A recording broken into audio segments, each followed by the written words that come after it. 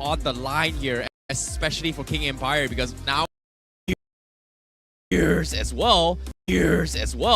Now it's up to them to live up to the expectation. Is it because this core is the reason why SMG was performing back then, or it could have been the entire team as a synergy instead?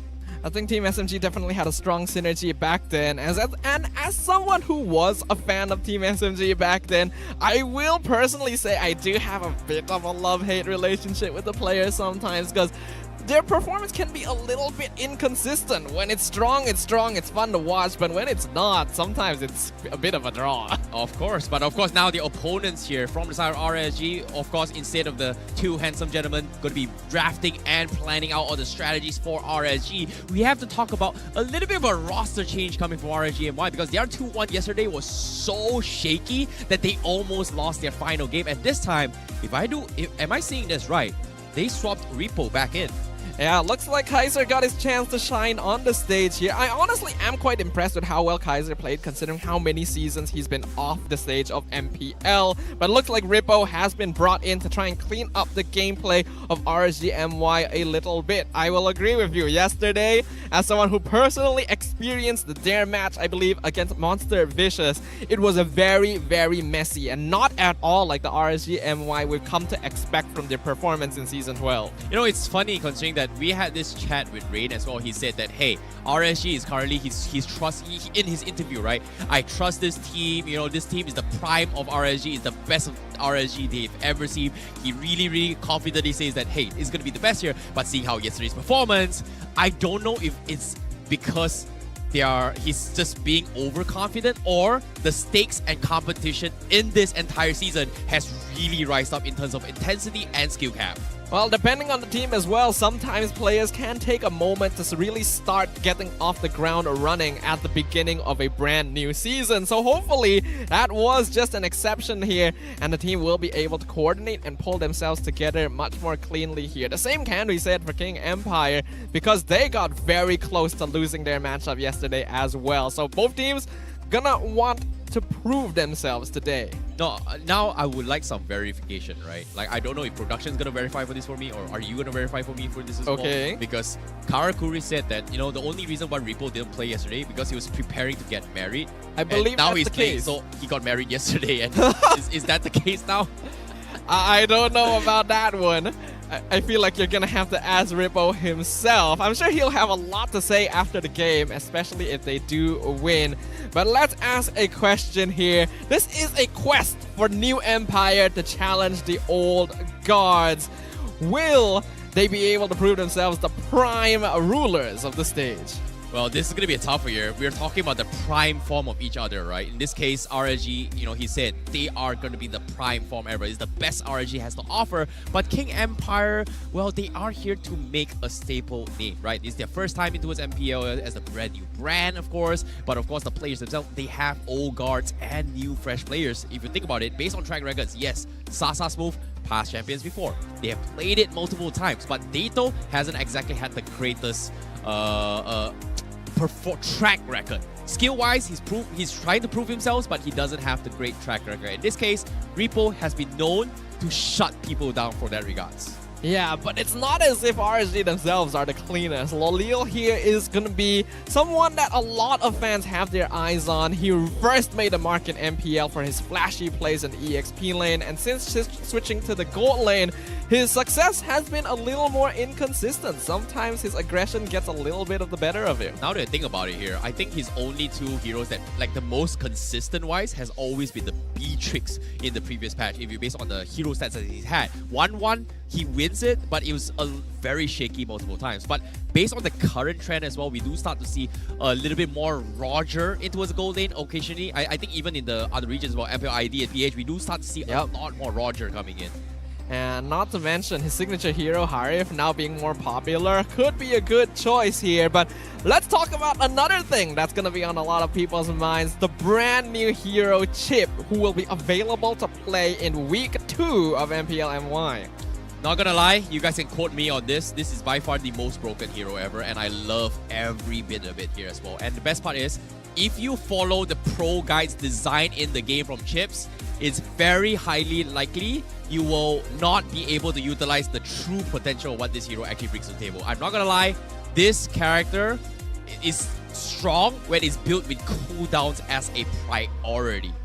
So you are basically saying that you expect him to be like a priority pick or ban once he's available. Yes, just because of how annoying and how flexible it can be. You can be a frontline tank, you can play like similar playstyles like a Johnson, right? Because you have these 4 portals across the map, which gives you a very awkward ways to flank and send your entire team into the fight. So I really like the Chips coming to play. I can't wait to see how the pros played it, but I've seen like I personally played it as well. I have like 20 games on it. I've got 100% win rate on it. Wow, impressive. On ranked game. Yeah, they did show some potential heroes to pair it there. Things like the Diggy, the Ferrymanes make a lot of sense because if they just come into the portal, you have the time journey, you have the Nether Realm. Instantly, your team fight becomes so much stronger. I think on paper, you'd want to pair Chip with, like, if you could pair him with Minotaur, it'd be so scary. But they're both in the roam position. And I think from our testing, Chip as a hero doesn't quite fit anywhere else, right? Yeah, it's more like the reason why it's scary is because once Chip starts a fight, he drops an ult, he's going to be right in the smack of everybody. So whoever who takes the portal will be in the crosshairs of whoever is already dishing out damage on Chips. That's why having the time journey and Faramis helps kind of extend the fight a little bit more. So that's just the safety part. Let's talk about the aggressive nature of what the ulti actually brings to the table, right? You drop an ulti that's like 10 seconds portal, there are a few ways you can do. Get your burst heroes from the other side, like a burst XP laner or burst jungler or whatever. You come in, 5 seconds, burst one guy out, takes the portal back in towards their lanes, which gives him a little bit of a window to be more efficient in farm throughout the entire map. But the downside is, if you miss the timing, everybody's going to be on this lane. The other lane is going to be completely left open to this enemy. So that's a little bit of pros and cons that happens between these two teams. Yeah, it's definitely the type of hero that really messes with the macro game here. Is because like everything you know about like playing the map and pushing lanes and stuff just suddenly gets turned over on its head. So yeah, I'm also very excited until next week before that happens. For now, I think we got to think about what's going to happen now between these two teams up on stage here. Agreed, but here's a quick tip. Oh? Support emblem, cooldown items on Chips. That's the win condition. Like, even if you throw your body, if you get all your teammates into the right target and just burst out the course, your job is done. You die 10 times, it's okay. We just need to catch that one right guy. Game over. I see. Well, it's always gonna be easier said than done, but yeah, looking forward to it. Who knows, like, we've thought a lot of heroes in the past were gonna be like really strong when they were introduced, and then pro teams just never picked them up. Yeah, so they never picked them up. We have no idea, right? Until the playoffs. Yes. Usually it's like that. Like, they wait until someone else figures it out. I know, right? It's gonna be tough. Like, I've tried it. Tank emblem doesn't work. Support is like the best for me. You lose the late game. But let's talk a little bit more on the script for now. We're sidetracking a little bit here on towards the opponents here. Let's talk a little bit more on Venogo as well as Susujin. This is something that I think when we talk about the imports, this season has had a lot of imports so far. Yeah, absolutely. I think these are both players that have already had a bit of a history in other international tournaments here. So fans already come into this with the expectation that they're going to outperform, because a lot of the imports that have even come from like MDL scenes in ID and PH have been tearing up the MPL MY. Yet both these players seem to have had a little bit of difficulty adjusting. Susujin, his performance yesterday wasn't particularly stellar. Venogo definitely had his moments, but still wasn't the most consistent adjusting. You know, it's funny how performance yesterday wasn't particularly stellar. Venogo definitely had his moments, but still wasn't the most consistent adjusting. You know, it's funny how performance yesterday wasn't particularly stellar. Venogo definitely had his moments, but still wasn't the most consistent adjusting. Able to be picked up from King Empire, it is a pretty big gamble. And I agree with what you said as well. I was very surprised that Susujin wasn't standing out as he was during EVO's Icon. However, the biggest surprise for me from King Empire is actually X-Win. Because in his Grok, He's been extremely annoying. I think Husky actually brought it out as well. Like the wall blocks has been very, very on point. And yesterday's game has been like phenomenal. Like there was just so many baits, so many setups by him that allowed King Empire to win those team fights, which is impressive. Yeah, his Grok gameplay was excellent. Like honestly, if X-Win wasn't on the Grok,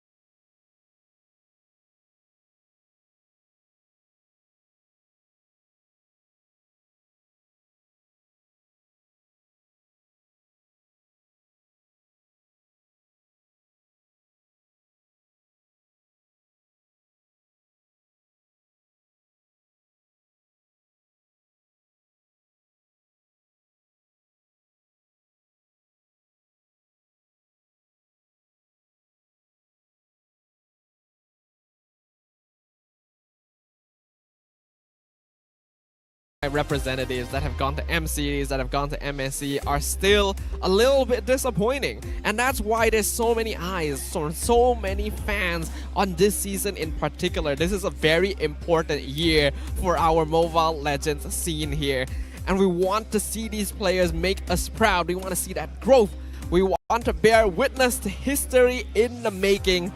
And it all starts from right here in week 1 of season 13. Okay, this is interesting because all things considered, like when we talk about season 13, right? King Empire has a little bit of plot twist here because I feel like King Empire is in a situation where they have things to prove, and I want to see the drafts because we are heading into the drafts right here, right now, and this is going to be the second match of today. It is going to be RSGMI versus King Empire Esports draft phase, and King Empire taking blue side, starting things off. Matilda, Valentina Bandov, and like you called it, you mentioned it yesterday, time and time again, Benedetta, respect ban towards Smooth. Yeah, yesterday they decided that we can let the Benedetta through one game and see where they go from there. And they got punished for it as hard as you possibly could. Smooth just brings a different definition to this hero entirely. It's understandable that RSG would bear a similar respect to that. They'll also get rid of the Nolan, but now some common bans are going to be on the table. The Angela still here, the Ruby, the Joy. What is going to be the priority for these teams? Speaking of priorities here, I feel like from the side of King Empire, right, they definitely need to focus a little bit more on how they can enable Dato alongside with X-Win. Because so far, X-Win has had, what, 2 games of Grok? Almost every game he's played is Grok so far. Besides that, I'm curious to see what other heroes can he play, right? When we talk about signature heroes, like just now, the previous series as well, they focus on Yoob's hero pool, forcing him to play a little bit more defensive rather than his usual aggressive playstyle.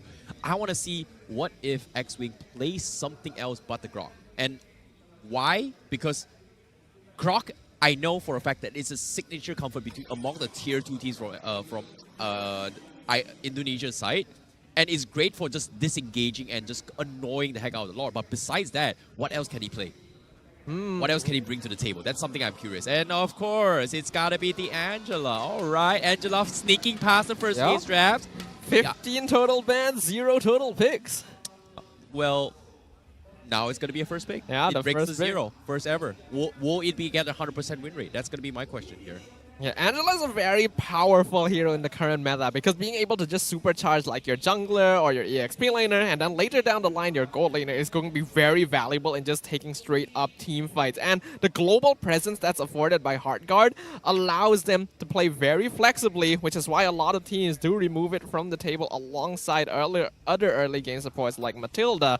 There are ways to counter the Angela somewhat, but you gotta make sure that the snowball doesn't get started. Ooh, they forced the Baxia in as well. And this is something I really like because I've tried multiple times now. If you pick an Angela and your opponent's first item is not a Dominance Ice or a Necklace of Durance, it's very, very difficult to fight against an Angela. And even if you rush it, it takes a very, very long time to progress into that stage now compared to back in the day. So I really like that this...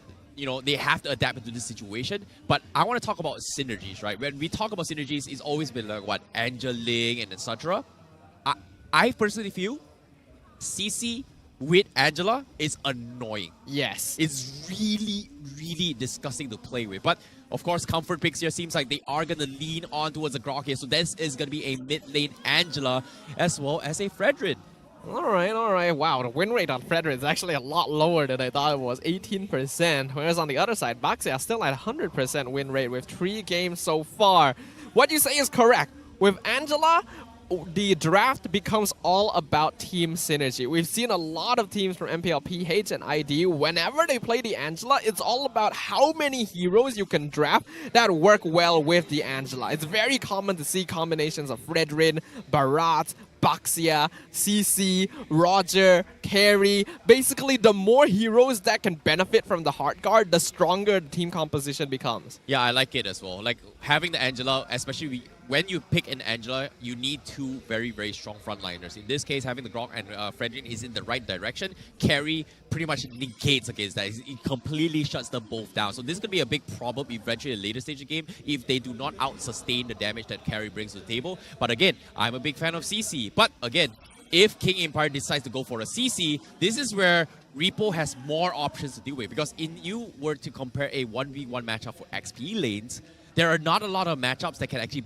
beat the CC. But personally, I feel like Yuzhong is annoying to deal with. And CC is not going to be able to beat that. Yeah, Angela Yuzhong is a very, very classic combo, but looks like RSG just don't want to have to deal with that at all. They will decide to ban out the CC as their final ban here, and King Empire continuing to focus on the EXP lane as well, even banning out the Yuzhong themselves. I hate this. Like, I know the CC is great, they banned it, but not having the Yuzhong means that Smooth will be forced to play something else. And again, Yuzhong, great for dealing a lot of armor shredding as well here. No Benedetta means that King Empire may consider having Smooth play either the Arlott or the Paquito in this direction. Arlott with Angela is good. Paquito with Angela is good. You could even go like EXP Barats with Angela, and that would be pretty difficult to deal with if he wants to play more aggressively. Dirov, basically almost any fighter with Angela is pretty terrifying. Yeah, now that you mention it as well, Dirov is also in the pool. After we've seen success in the previous game as well, Smooth may take a picture of that. But I like that they removed the Harif in this regards. But no, RSG, they take the Paquito first. All right. Denying all the Angela combos. Okay, Pretty smart. okay, interesting. But well, there is still Esmeralda, but I don't think Esmeralda is good against this composition, especially when there's a carry. Yeah, I agree as well. It probably needs to be something more active. We know Smooth plays things like the Lapu Lapu as well, which may not be too bad.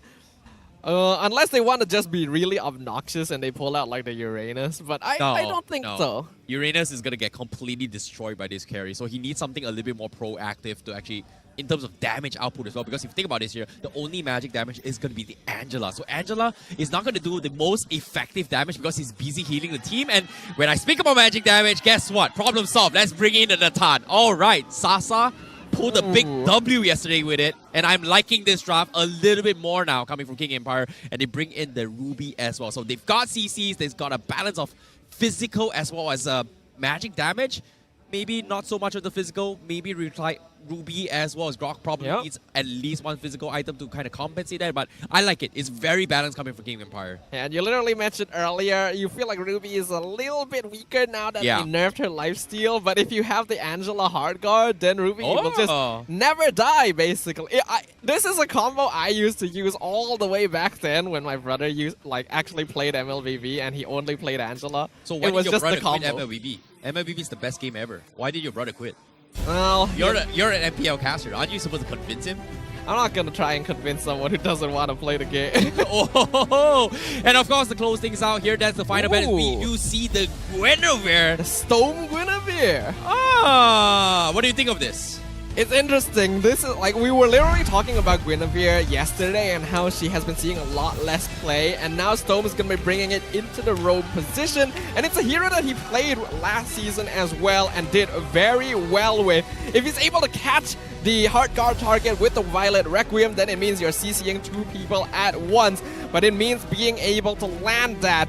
And we'll find out whether or not that does come down to be successful, because these are two pretty balanced drafts. Yep, speaking of balanced draft here, we gotta see how things are gonna go down here, because this is gonna be a fight between two really strong teams here. That's gonna be King Empire versus RSGMY, fighting for who will be the prime ruler.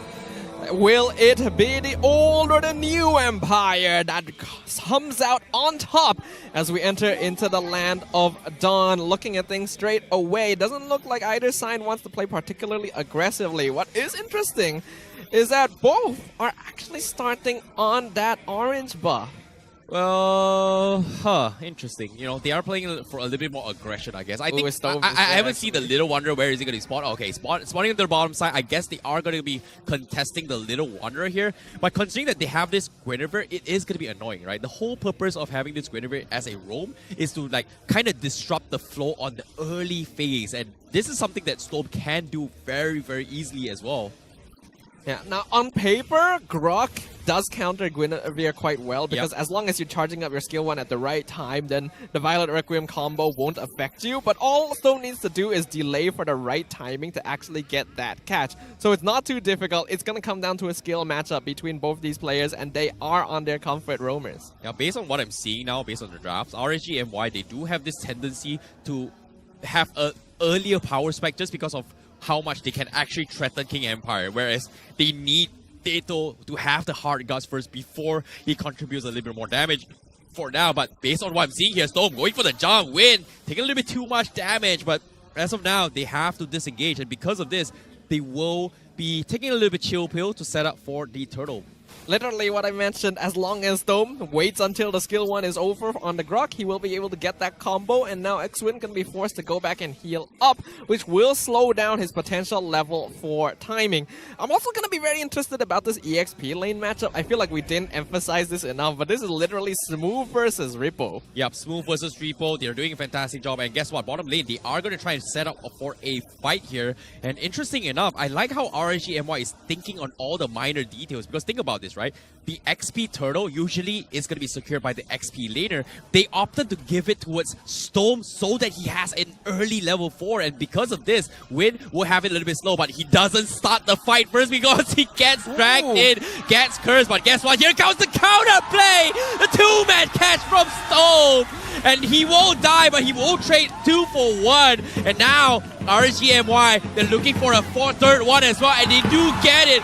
Venogo with the triple kill. Basically the worst thing you could have happened to you if you are a member of King Empire Esports right now. RSGMY with a beautiful response. Although it looked like King Empire had a strong start early by catching out one member into the multi-member wild charge, it was the fact that they were able to... Oh, Rippo, no, Rippo. He's going to be caught out. He flickers away, but Win! Well, he doesn't have the wall charge, so that's going to be a very good disengage. Now Storm again with the setup for Izanami.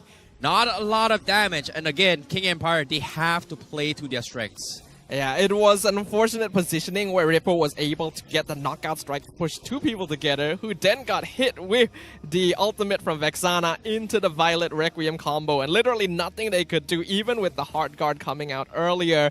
So RSGMY already secured themselves a pretty solid lead in this early game. We even get to see an instant replay of what exactly happened. No, I really like this counterplay as well because Storm was caught up, immediately was saved by Repo with the top to stop the tempo, flickered backward, and then re-engaged. That was a very small misplay from King Empire, but still, RSGMY, they came out on top. Nicely done. And they should be able to get this first turtle for free. X-Men is here to scout it out, but I'm pretty sure King Empire is no longer in a position to actually contest that. This is the best timing now for RSG. They have a near 3K network. Oh! Oh, wait, what? Repo, what? A gank from Venogo. Okay. Gets a kill onto Smooth. You know, Venogo really stepping up to his name here. Baxia does have a very, very strong early to mid-game presence in terms of damage output as well. Rotation has been very, very on point, and I hope he can transition this a little bit more because as of yet, they may have the lead, but again, if King Empire holds out a little bit longer, things are not going to be looking slim for them. Yeah, right now I think King Empire is going to need to focus quite heavily onto Sasa's lanes because the other lanes are not having a very good time. Venogo Smooth with the pull. Repo takes a little bit more damage, tries to extend the fight, but again, he's all by himself, but that's going to be time wasted here because on the top side, King Empire, they want to engage on this fight, but RSGMY says, I'm out. Like, oh no, something happened down bottom. We have to get out. No. Yeah, before they make a play. It was an excellent flicker hook there, but Ruby by herself isn't going to be able to keep either Venogo or Rippo under the tower long enough to get that kill. So RGMY is still sitting very comfortably. And this Baxia, there's a reason the hero still has 100% win rate. The speed, the mobility, the way that it can pressure the enemy team. Venogo using this very well, and he is definitely Venogoing pretty fast. Well, I saw what you did there. Yes, thank you. At least I catch your jokes or puns. Yeah. You meanie. Yeah, the silent pause says it all. I don't know how to react to being called meanie on the deck. Anyways, offside, Venogo, you know, he's going to be scouting out the vicinity 15 seconds before this next turtle. Now, Sasa is in a situation where he's starting to build up a little bit more damage, right? So he needs to start a little bit more fights. So Smooth, he's going for an aggressive player. He pulls on Ripple, but he gets caught out by Storm. No way he survived this. His god is dead.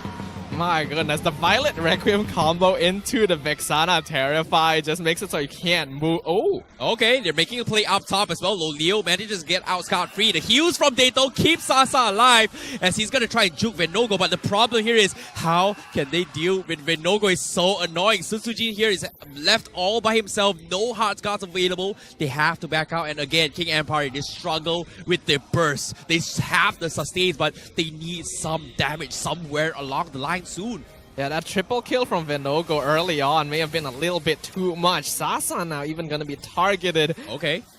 Sasa is trying to chip against Storm. That's good, but Turtle will be contested as well. Susujin tried to go for the steal, but Venogo is almost a level ahead. So he got a good timing here, but wait now with the wall charge, catches Storm, but again, Storm, he just doesn't die. He knows how to counter play, and he's going to get out of there. Storm is still my pick for one of the more underrated roamers we have here in MPL MY. The way that he engages is so clean, and he has a great understanding of exactly what his limits are. King Empire, unfortunately, not really being able to play around this phase of the game. Venogo, here he comes again. Sasa, he's going to be the objective here. Hard cuts hovering his way through, but Storm again, he catches X-Win. Time and time again, he's going to be backing out. Suzuki now going to go for the counterplay, but a big shot from Izanami, scaring off the rest of King Empire. They have to respect this Vexana as the aggression goes in. RSG looking to chip away the tier 1, but Storm, you're everywhere and anywhere all at the same time. But Smooth, ooh, his Izanami almost losing his life there. Smooth, he tried his best, but Izanami survives. Somehow, I cannot believe he's able to walk out of that. We didn't manage to see it on screen, but I'm pretty sure Smooth got a two-man hook into the tower again. And the Vexana being able to walk out of here means that King Empire still isn't able to find anything on the map for themselves. Looking at the itemization, oh, Smooth actually going for slightly more damage-oriented with that Fury Hammer.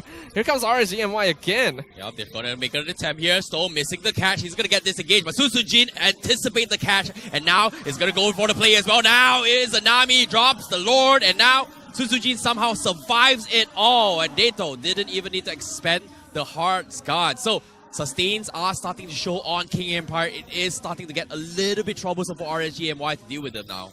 It's very clear that King Empire Esports does not have enough damage to actually burst down the members of RSGMY. Again, it was a great wild charge by Xwin. He's been doing a good job of setting these up, but Sasa isn't able to position safely enough until he knows that Storm is no longer going to be an issue, and that really slows down the DPS potential from King Empire. Oh boy, this is a problem. But of course, you know, double purifies on RSGMY saved them, right? Like, we talk about 1 HP clutches. That purify was exactly what Izanami needed to survive it. And now, cooldowns are available up on Lolios as well as Izanami. So they might make an attempt right here, right now, before things get a little bit too draggy. Because slowly but surely, this Baxia is going to be shredded into a late game here. Yeah, RSGMY is going to start slowing things down here. That's why the net worth difference has remained at 4k for the past 4 minutes or so. Benogo, going to be the point of interest. They are trying to force out the Tortoise Basons, and they do. So that's going to be a good thing right now. If they start the Lord, there's nothing much Benogo can really do.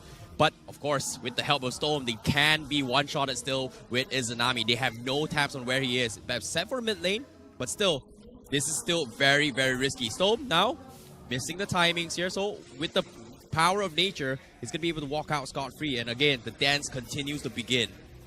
King Empire Esports ideally wants to be able to start getting some numbers under Sasa here. The Natan as a hero scales very well, but with the damage that he has inbuilt with his abilities, should be able to start participating in fights already at this point. He has Purify, so at the very least, he can avoid 2 sources of crowd control. We can see the way that they're positioning, they're allowing Deto to be in charge of handling the bottom wave because he can back them up anytime with Heart Guard, but it's very difficult for them to be... Move with the pull. Storm going to be running for his dear life. He's going to be A-okay. Repo joining the fight as well, as King Empire not committing into it yet, just because of the fact that they doesn't have a good position. But now here comes the chain combo. Storm gets blasted. Izanami a little bit late with the reaction there, but now Smooth might be falling from here as Repo finishes him off from the sides. Win as well. Repo, does he fall? Yes, he does. But now, it's up to Sasa to chip them all away. It's up to them. But at the end of the day, it is going to be a 2 for 2. An even trade for both sides. Yep, some very nice back and forth here with King Empire finally finding a chance to pick someone off with the Flicker Wild Charge onto Storm, and then Rippo cutting off the escape of King Empire to get that kill onto Smooth as well. But we can see that Sasa, yes, he has the damage. It's just Venogo. I really want to see what items he has. Oh, Lolio, he stopped out a little bit too far here. Here comes the hard gun, but at the same time, Storm catches him. He is gone. Lolio shuts him down, and the Lord left up to hanging as well. Venogo down towards 1 HP. He secures the Lord. They sacrifice Storm to secure the Lord. RSGMY. What a play coming from Storm. This is much more akin to the typical RSGMY that we've come to expect from last season. They will unfortunately lose the bottom tier 1 as well, but getting the Lord at this point is great to allow them to push their advantage. We've seen teams from yesterday who were able to secure really strong early game pressure with the Baxia and then not try to close it out early before the enemy team is able to scale up. That is the timing that RSGMY needs to be the most wary of right now. Oh, what a risky gamble here. Like, King Empire, like, they had the right idea, but the problem with it was that Susujin was just so low in that fight, and because of that, they just flipped the coin. They saw Lolios up in front, they tried to burst him down, but they just couldn't. The power of Purify, man. The power of Purify. Yep, Purify going to be very valuable, especially in a meta like this. Storm. Okay, Stop getting chain stunned, but he is very tanky, so they're not going to commit to this as well. Dato will be able to heal him up later on if he decides to, but I don't think he has the Sky... Okay, he got the Sky Garden helmet, so technically he's going to be A-okay, so it's very difficult to kill him right now. RSGMY continuing to be very disciplined in their approach to this game. They've managed to expand the net worth lead now to 5k, only one external tower remaining on the side of King Empire Esports. Sasa is going to start reaching the point where he really does dish out a lot of damage, but I do again want to see what items Venogo has, because this Natan is doing a lot more damage, less damage to him. Yep, that's the Radiant Armor first item, and we can see that is why. Even Storm has it as well, so really affecting the way that Sasa and Detto are able to DPS. It's all about sustaining throughout all these fights as well. But I'm surprised that RGMI, they opted to go for the Radiant Armor, but it makes a lot of sense considering that Sasa is going to be dishing out a majority of the damage. But the only downside is that the rework on the Radiant Armor is the reason why Natan is strong now, because it's no longer acts like the counterpart of the Antiquiras now. It just gives you magic defense. So I guess they just want to out-sustain the Sasa instead. It's still definitely the item that's more designed for consistent magic damage as compared to like Athena Shield, for example. So yeah, that's why they would still go for it, especially since it also works pretty well against Detto on the Angela. And that's why you see that Venogo is so tanky even against like Sasa, who's already gotten like 3 or 4 items at this point. King Empire, as long as they can hold out a little bit longer though, we already know that Baxia tends to fall off a little later in the game. Once Sasa is full on items, once Detto has a couple more damage items himself, then King Empire can actually put up a fight. But until that, okay, they see Repo as well. Repo's got the shields, but he survives! What is that jab from Repo to sustain it? Oh, great switch up coming from King Empire. Unfortunately, could not seal the deal. Oh, they're sending Detto on the other side of the lane. It's not working out. I like that they're adapting, but they really need to find a way to come back into this lead that MY is having right now. And look at this win, getting chunked in by Lolios, and now Susujin getting caught out as well. The Chainsaw comes in, he is gonna fall. No appraisals round, they lose to Izanami with the counterplay, and now Sasa needing to go to the backsides with the Angela as well. He's gonna try and kill them all. Yes, he will. He gets one. He's looking to clean house, and he finally goes down. They're dropping so low, but the one that saves the day is gotta be Rippo, the man, the myth, the legend, the king of taunts, the destroyer, the gatekeeper.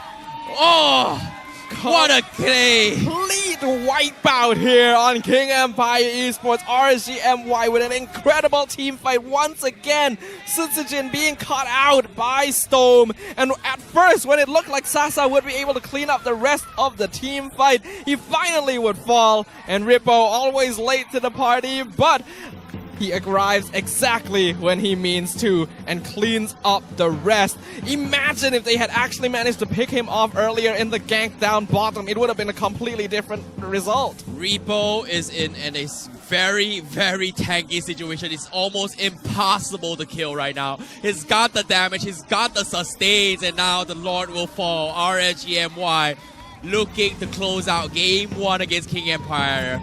A very, very clinical game from MY. The lead now is becoming quite insurmountable. Nearly 10,000 gold difference between RSG and King Empire Esports. They'll be able to get the Lord without too much problem. They're gonna want to look to do as much damage as possible now. We can see both marksmen have already completed their builds, but there is a very wide margin between the itemization of the other members, especially the laners. Look at how much advantage Izanami and Rippo have. Wow, Rippo is actually full damage, and despite being full damage, he's able to sustain it because of the jab punch. He's coming in because of the damage. So very surprised with this build, and for him to get away with it, and I like it because think about this: King Empire doesn't have burst damage. Yeah, not besides at the all. Grok. That could be a concern. The Lord's coming in. Can RG end this? Well, seems like they will start the fight as well to terrify the Angela. Going onto Sasa is going to try to chip them away. Repo is going to be first to throw a fall down as well. Smooth holding down the back lines. They're holding down against the Lord, but they're losing members, and Sasa still hanging on. He eventually falls. Crystals exposed. And that is MY just taking them all out. That is a very refreshing way to end the game right there. MY willing to take the risk. So many teams this season, when they're in that position, just think, we're gonna take it slow, we're gonna stand back, do damage slowly. But RSG is saying, nope, we're gonna muscle it straight in. We're gonna risk the possibility that this could get turned around on us and trust in one another that we will close out this game before Sasa's given a chance to finish scaling.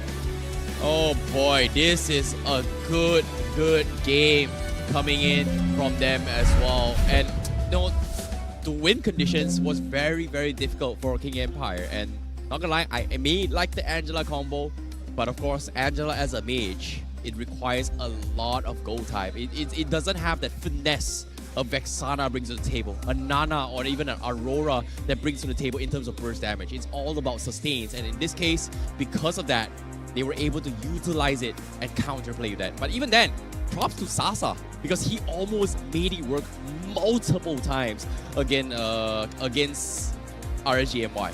He's a Kage for a reason. He was holding out until the very end, believing that the Heart Guard would be enough for him to dish out his damage, but it didn't quite work out. I think there's still a lot of us to talk about for how this game went the way it did. But our MVP of the game is gonna go over to Izanami in the mid lane. Well, Izanami, he definitely stands out as well. His Vexana has been very on point. He's dishing out some serious amount of damage against King Empire. It's undeniably the MVP for sure. 4-0 and 12. His Lord Job Stomps here has been phenomenal. The counterplays is great. But to be honest, I felt like it would have been 50-50 between Izanami as well as Repo. I would agree with you. Rippo made some really incredible plays there towards the end, being able to survive the gank with some clean, heavy left punches, coming in from the side to get that finish and clean up the fight, even when the rest of his team was starting to fall. Besides that, I think Venogo also deserves a little bit of a shout out. His Baxia gameplay was very on point, very active, very aggressive, and that's what allowed RSG to get the lead that they ran with throughout the entire game. But with 0 deaths and a 94% kill participation, you don't see it, but this Vexana is really setting up a lot of these kills. Agreed. But now, speaking of the plays coming in as well, I want to see the itemizations that's coming out as well. Like, again, I really want to talk about this. Like, Radiant Armors up on RGMY is something that I don't really like because of the fact of the changes. This kind of allowed Sasa to do what he's intended to do, and I was very surprised. Sasa, he technically should have just wiped them all out. So maybe you're right. Radiant Armor is still a very strong force against DPS mages. Well, yeah, that's literally what the item is meant for. Of course, it doesn't is not quite as effective. It's not quite as strong as it was last time. I feel like some adjustments can still be made to put it in a more balanced state, but the fact that they got Radiant Armor, then they topped it off with Athena Shield as well, just makes up for any nerfs that the Radiant Armor may have received previously, and made it impossible for Sasa to actually break through the Venogo Storm front line. Yeah, agreed. And at the same time as well, what really surprises me is Storm. He knows for a fact that physical damage doesn't have a lot of burst. He actually went for Athena Shield and Radiant Armor, and that's the reason why he can jump in every single time and not get one-shotted. Because aside from Grok's physical damage, what other physical damage can actually kill him? I don't think Ruby can kill him. I don't think Frederick can kill him right from the get-go. It's crazy. Very smart itemization coming from him. I think it's very smart the way that RSGMY approached this game. Starting from the draft already, it almost felt like they baited the Angela pick, because right after that they would try and steal every single hero that combos well with it. They banned the CC, they picked the Baxia, they picked the Guinevere, they picked the Paquito, they ban out any other fighters that would prove to be a problem, and then they make sure to focus onto the EXP lane right from the get-go to disable Smooth, thereby enabling them to build full magic defense, because there's no longer any physical damage they have to worry about. Agreed. I was expecting this might be a Smooth Paquito, but nope, Repo picks it up to the draft, and this was very smart as well. Repo played it really well. I want to see how much the damage taker is going to be done as well, because main damage here on paper, very obvious. Only Sasa was dishing out the damage as well. But for the damage taken here, the most amount of damage is going to be Susujin and X-Win. But Venogo as well, topping the charge. This Baxia is extremely difficult to kill. Again, with the Radiant Armor first pick into the Guardian Helm, he's able to sustain in these fights for so long. Since Sasa and Dedo are going to be the main ones that are actually doing any damage, it basically negates so much of King Empire's actual DPS output. And then when you pair that up with good catch from Storm and Izanami and an active presence across the map, it becomes very difficult for King Empire to do anything. This is the latest game in a trend where Sutsujin just doesn't actually get to play the game. Well. Speaking of playing the game here, tower damage-wise, it's gonna be up to Sasa. I feel bad for Sasa because everyone else can't really shelf lanes because they're all, again, a sustained composition to actually outlast your opponents. And Sasa was the only one that can do that. And every single time this has happened, Dato is busy mirroring Repo on the other side of the map initially. Repo was able to get so much value because of the fact that Angela is not the greatest wave clear quote-unquote support mage ever compared to any other heroes. Even Vexana is so much better. Even the Paquito would just be able to out-wave clear an Angela. Yeah, normally the fact that Angela's wave clear is not that good is kind of remedied by pairing her up with a hero like the Grok so that you can help clear lane very quickly. But because of how much pressure Storm was having across the map, it made it difficult for even X-Win to actually extend out, to get vision, to try and provide information to his team. So RGMY just had this game on lock. In terms of total healing, it's pretty even overall, but that's when you consider that King Empire have a dedicated healing hero. Huh, interesting. I was expecting more heals coming from Dato, but at the same time, the rest of his teams didn't exactly gotten the heals from Dato most of the time because every single time he dropped this out, it's either on Sasa or Sutsujin. But Sasa is definitely the safer choice here because he is going to be the hardcore carry. But in this case here, let's talk about the winners for this round. The rich guy is going to be Lolios, Gary, Izanami, Sandbag, Minogo, and the wingman is gotta be Izanami. It does definitely seem like there's a trend where the mid laner is going to become both the carry and the best wingman in most games nowadays. And that's just because of how much magic damage has become prevalent here with the recent nerfs to things like the Radiant Armor like you mentioned, and a lot more team fights happening around that early to mid phase where it's the easiest for the mage to rotate over and assist the jungle with neutral objectives. Izanami, he's always been a very clean player. He's someone that will take a step back and help his team when necessary, but if he's needed to dish out the damage, he will do it, no questions asked. But that's the thing about the current meta, right? Athena Shields is just so strong, which kind of dumb sizes all the burst mage heroes in particular, and that's why everybody's going for a little bit more DPS style. So we don't really see a lot of high kill volumes of mages now, but for Izanami, he's been doing the right things at the right time because every single time he drops his skills, if he hits on multiple stacks and one of the heroes die, means that he is going to chain reaction with those passive, and it's just doing so much damage. So it makes a lot of sense why Vexana is just so good in the current patch in terms of overall DPS. I personally, here, Ripple made a big difference. Look at the amount of shield he got from that heavy left punch, being able to keep his wits about him.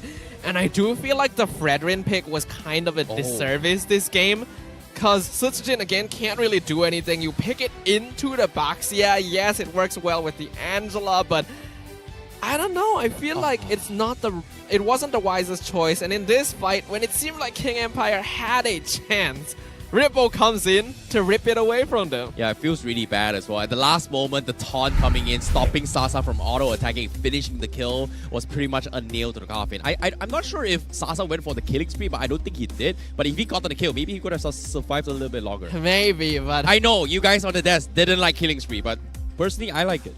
I'm okay with killing spree, but you need to be in a situation where you can really take advantage of it. Like if you're on a hero like Mortis and you know against like the enemy lineup you're going to be able to chain kills, then yes.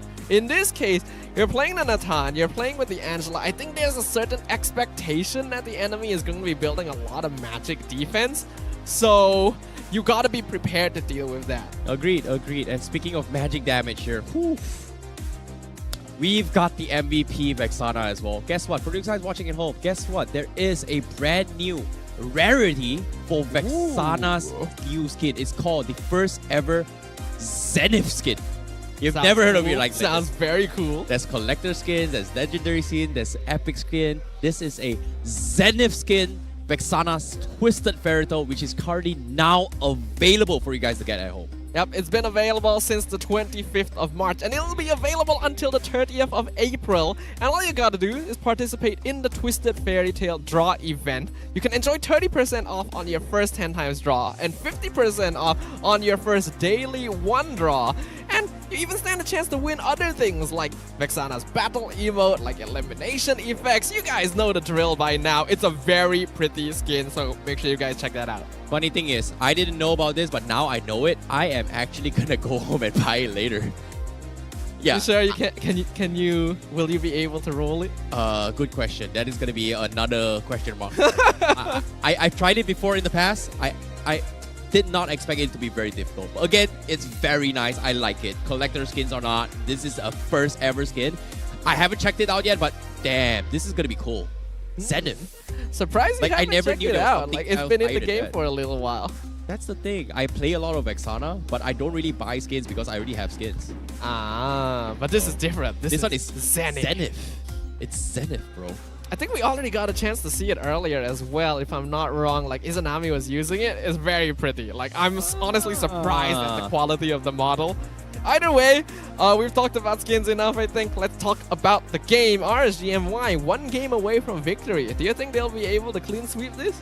No. I think it's gonna be a Oh. 2-1. Unfortunately, say like as much as I want to say that this might be a clean 2-0, it's more like something happened with King Empire's draft. Like they forced Angela, like you said as well, they were baited out in this situation, and Dato hasn't been able to do what he's required to do as a mage support. Like I would like an Angela as a support role rather than a mid lane mage. And if you go for that route, means that your jungler as well as XP needs to be tanky heroes in order to kind of outscale the damage, because of the fact that they need some sort of burst. And because they forced in the Nata to compensate for magical damage, it went in a little bit 50-50 there for me. Yeah, I think RSG just basically cut them off at every single turn. Like, you see the Angela being picked up. They obviously want to contest things like the Baxia or the Barats. So they instantly lock in the Baxia, right? Then you think like, oh, they probably will want to play carry against this tanky lineup, and then they steal the carry away. And then like you think, oh, they banned a lot of EXP laners. I think Smooth probably wants to play Paquito to pair with the Angela. They steal Paquito. Oh my They're just God, making out like sad. bandits. That was very smart. Like, I really liked it as well, because that is pretty much based on Smooth's historical records on what kind of XP heroes he's played, right? But what really surprised me is that, if I do recall, Export was actually in the pool. No, he was banned. Oh, it was banned. Okay, Yeah. makes sense. Yeah. Yeah. So RSG, like, actually, I think it was King Empire themselves who banned the X-Borg as well. Well, So maybe a little bit of self-sabotage with the X-Borg and Yuzong ban. You know? probably as well. But at the same time as well, again, RGMY, they're respecting his Benedetta. He did flex it out really, really big as well in yesterday's game to clutch the win for King Empire. So in this case, going with the Benedetta is safe. They take out the Nolan as well. Pretty standards coming in as well. But do they want to let go the Angela again? RSG, Are they willing to risk it? RSG 100% wants to let go of the Angela because King Empire will be hesitant to pick it this time. Because it didn't work out, right? Yeah, and I'm pretty sure Izanami is a way better Angela player. Okay, fair enough. I see where you're getting at. But oh, wow, they actually banned it off. Yeah, King Right. Empire They does not didn't want wanna to give be it in away. that situation. No, personally, like I said, I would prefer an Angela in the roam position. So, but the question here is, does X-Win play anything else but the Grok? Because we've seen what he's capable of in the Grok. Will RSGMY be willing to take a risk right now to say, like, I'm going to forgo one meta ban and just ban the Grok just to see that X-Win does play something else? I don't think they should. They already dealt with the Grok very effectively. They just like, if X-Wing really wants to play it again, they just draft the Gwyn roam again and just counter it. Stay to the same bans. RSG is in a very comfortable spot here. King Empire will play it safe. Detro's Novaria has been pretty effective in the past, so they're gonna start with it. Unfortunately, it's been picked 5 times with a 20% win rate. It's very, very popular among the pro scenes, but in ranked games, Novaria does not have a good win rate as well. It's very, very difficult to play compared to back in the days where, you know, the one-shot capabilities is so much more higher. Now it's been nerfed down a little bit too much, where it's hard to say whether or not should you play as a burst, the second skill a little bit more, or actually prioritize on your first skill a little bit more, like how you switch it up with playing Lilia first skill or maybe even a Yi first skill. RSG is still going to be sticking with the same opener. I like it. I Okay. do think it's a good idea. When you see a Novaria on the opposite side, it means that the enemy won't have a lot of mid lane presence until like towards the mid to late game. So going for a strong early combo with the Baxia Vex makes a lot of sense. But I like the adjustments from King Empire. They realized that Fredrin not gonna have a good time here. Go for the Barats and now lock in the EXP lane before Smooth's hero gets banned. Yeah, at least the Barats can actually do something with the Baxia later on. But personally, I feel like this is a flex split coming from King Empire. Knowing for the fact that Smooth might not play the export on the jungle just because of the fact that Susujin has played the export on jungle multiple times now. So I guess this is going to be the XP Barats and then export plays a jungle. But my question, again, like I said, X-Win, besides the Grok, what else can you play? Because again, based on historical data, the last time he's played it was a year, and the most recent game was like September, and he didn't exactly showed the game that much. So I want to see whether or not if RSG has done their homework against X-Win.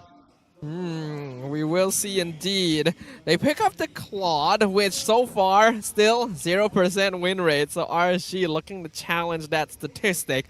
They'll start banning out things like the Bruno. I'm pretty sure if they want to focus that, they should get rid of the Harif as well. These are the most obvious gold laners that will counter Claude. Otherwise, maybe the Natan could be worth considering as well. Okay. Yeah, I think the Natan is pretty much a no-brainer, again, for King Empire, right? At this time, they don't really need to worry about it. But at the same time, they can't just go for... I don't like the Brody, but... You either ban the Natan or the Harif here. RSG during MPL MY Season 12 has won 3 out of the 6 Dream Team Awards. And out of these 3 players, only Rippo remains in the current season of RSG MY. Okay. That's a little bit interesting. You know, I'm surprised that Izanami hasn't won one yet, but feels bad for Izanami, man. But all in all, I want to see this next draft. And as of yet, do they really want to take it off? Because as of now, King Empire, they, like you said as well, they pretty much secured the XP laner. They know what they're going to do. They're going to get the export as well as Barat. So RSG is going to pretty much ignore that. But they do take away the carry. So this time, RGMY is going to be thinking like King Empire. We're going to go for tanky compositions. What you going to do? You've got 1 true damage known as export. What else? Leslie? Maybe? No? As I've been practicing a little bit of Claude myself, and I know that Leslie is a big pain to deal with in the lane.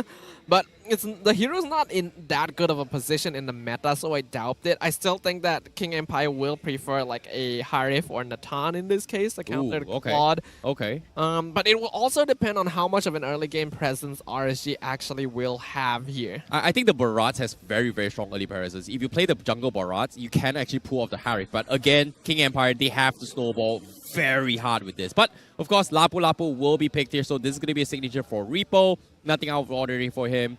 Final pick from the side of RGMY. That's something that I'm curious here. What is it? Is it going to be a... Okay, it's missing a roamer, I presume. Yeah, it is going to be missing a roamer. So what's a good roamer that can deal with everyone from King Empire? See, Guinevere is still an option. Oh yeah, so Guinevere. Less effective now against like X-Borg and Barat. Still good. Pick the Diggy. Pick the Diggy right now, King Empire. Just so you can shut down Storm's Guinevere. I mean, depending on whether Grok is picked up here, Storm can play a pretty good Grok too, so... Questions. King Empire, are you gonna go for it? But seems like he is gonna bring the Natan for Sasa. Is it a Grok again?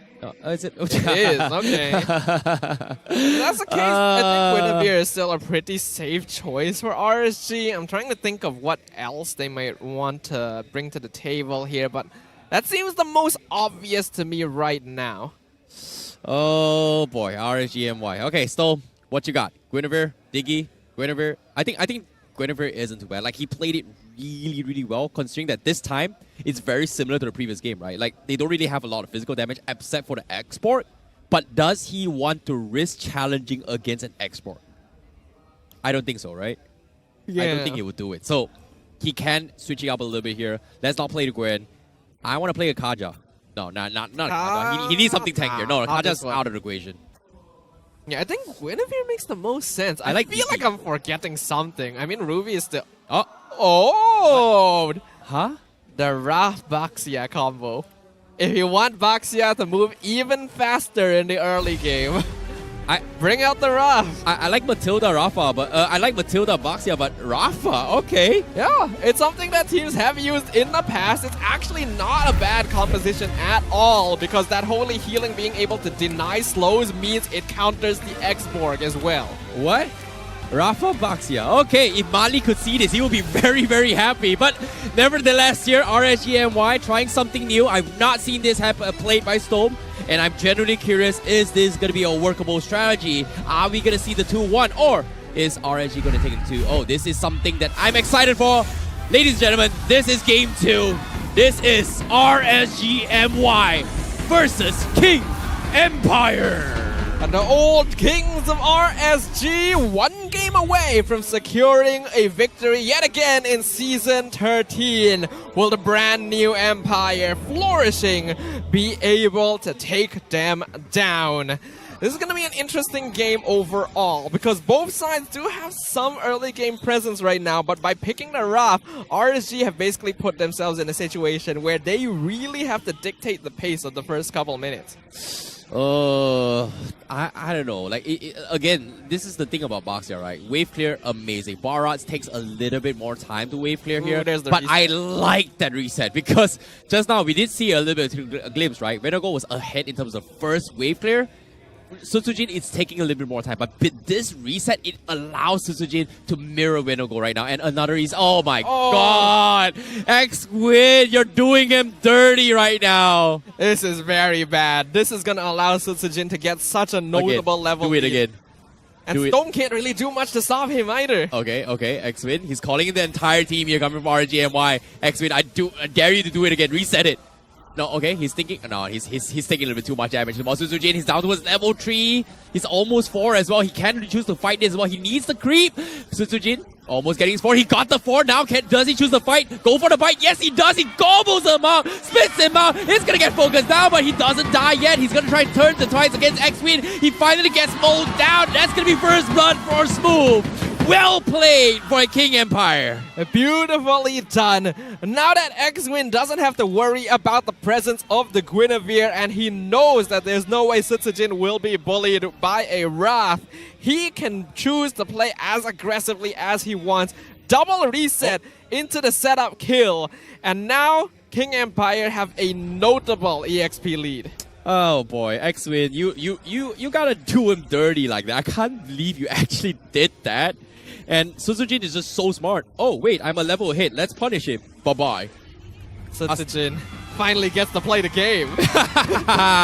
But of course now X-Win, he's being extremely annoying. And again, Storm cannot really do too much about this. And this is going to be frustrating, right? Like the idea of helping this Baxia has completely turned the tide in favor of King Empire. Just walking up. Hey, it's a cute little Rafa. What you gonna do? Pickle me and sprinkle me with some magical dust. All right.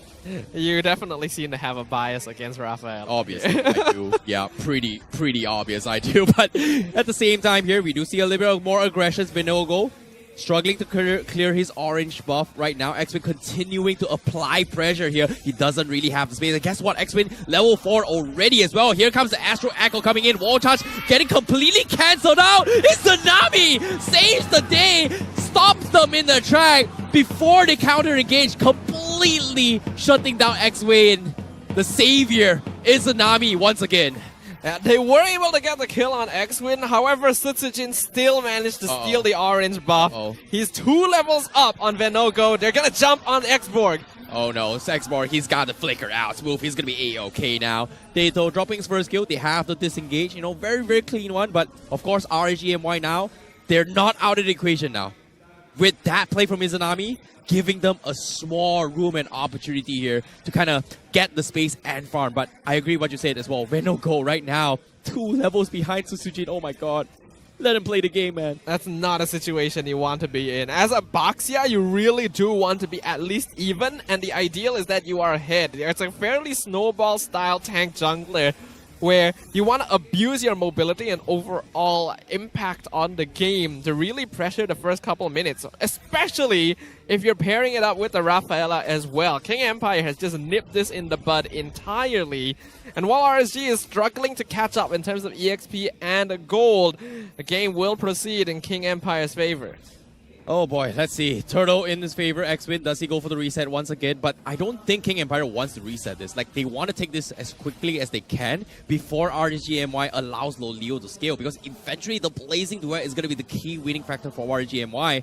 And again, X-Win actually going to be solo resetting here. The rest of his team is nowhere to be found. They're trying to prep him up here, but Smooth, he does have the Insanity, sidesteps through the cliffs, and I'm out of there. Bye-bye, Ribbo. Now, RSG, they're going to keep Storm here to scout, but they most likely will have to give this turtle up as well. Probably the smarter choice. Okay. Uh-oh. Storm, oh no. Susujin, okay, he doesn't go for it. You know, for a second I thought he's going to try and make an attempt. It's not worth it, says King Empire. They've got a turtle. Let's play it safe. Yep, Citroen didn't have the Tona's welcome there, and they already forced the Purify out from Storm, so it's a pretty worthy trade since they get the turtle on top of it. Sasa gonna be able to get a free tower down bottom with the pressure from his team, and until now, Venogo will still find himself 2 levels behind Sitsujin. Yeah, Venogo is just not having a good time right now, and because of this, RSGMY doesn't want to take any necessary plays right now, and because of this, King Empire is just manning up and fighting everyone. Loleo's now getting wall charge in. Loleo's, oh, he's gotta get out. Now the Echo comes in. Susujin tries to tank his way through. He's got the Daytona's welcome. He gobbles him up, and Venogo, half HP, might fall, might survive. No, he will die. That's Dato down, and Smooth finds Izanami in the backlines. No more counterplays. They're sick of it. Blazing through it comes in from Loleo's. They do get the kill. Sasa getting scouted out by Repo. As Repo, he's gonna try and get more. Unfortunately, the tier 1 will stand, and that will be all for RG. Good job by King Empire to be able to disengage from that, but we can see that because of all this pressure they've been applying to the jungle, Loleo and Repo have both still been farming fairly safely until now. So they do have to be worried about that, especially. Venogo, unfortunately, now going to be experiencing a lot of what Setsujin felt. Oh no! Oh no! Loleo's wall charge as well. He's trying to stop him as well. The Echo does connect to Sujin. Is he going to commit? No, he doesn't. They don't have the mobility anymore. RGMY have to keep Loleo alive right now. He is basically their path back into this game once the late game scaling kicks in.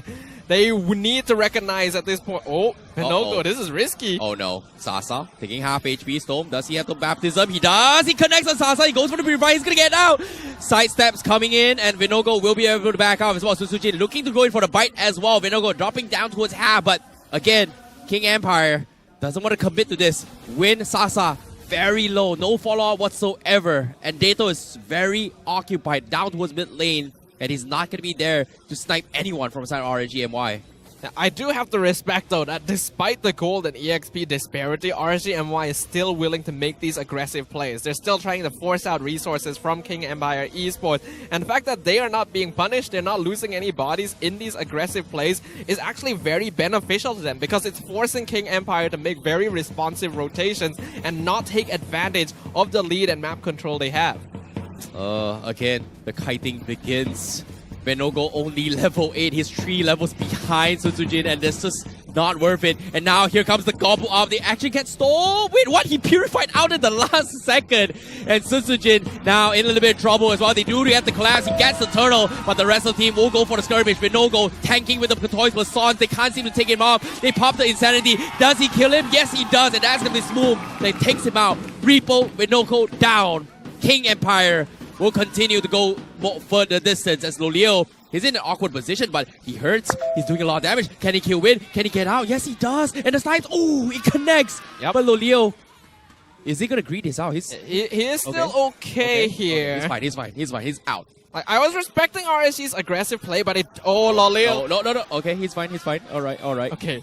Very greedy of Loleo's, but I like it now. Repo, they're going to force the play. Loleo's re-engages with the Blazing Duet. It's going to fall. X-Win bursts him down, but they will lose too, but they will trade X-Win as well. But Sujin, he survives. What? Oh he survives in 1 HP? What?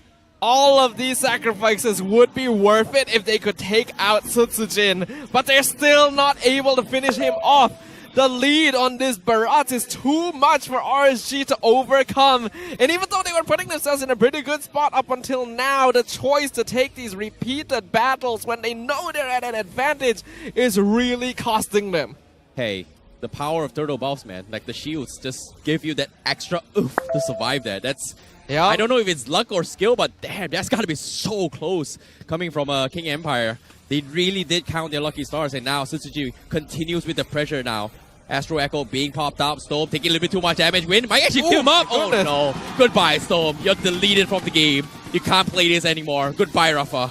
King Empire Esports showing RSG how it's done, denying them from their entire game plan, from their entire win condition.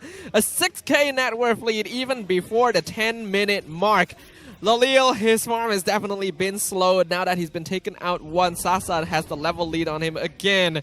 RGMY needs desperately to delay this game until all of them are able to hit level 15 because they can no longer match up.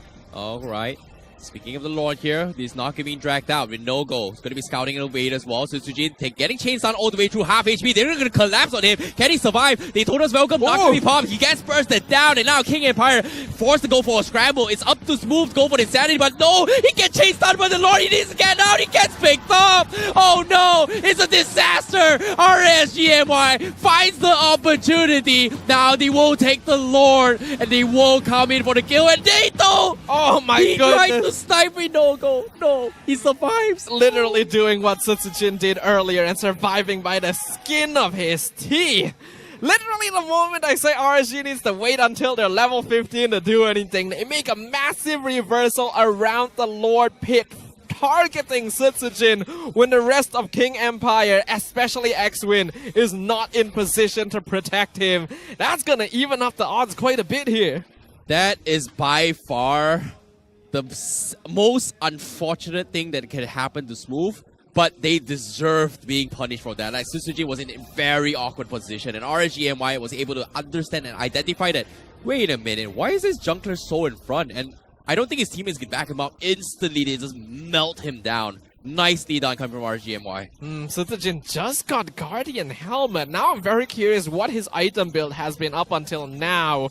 Because that may be... Okay, Storm, he's going to go for the Purify. They can't chain stun him and burst him down anymore. So now it's going to be re-engaged as well. The heals are coming in. But where is Lolios? He hasn't showed yet. And King Empire says that, hey, there's a minion up top, guys. Let's not fight. We need to equalize right now.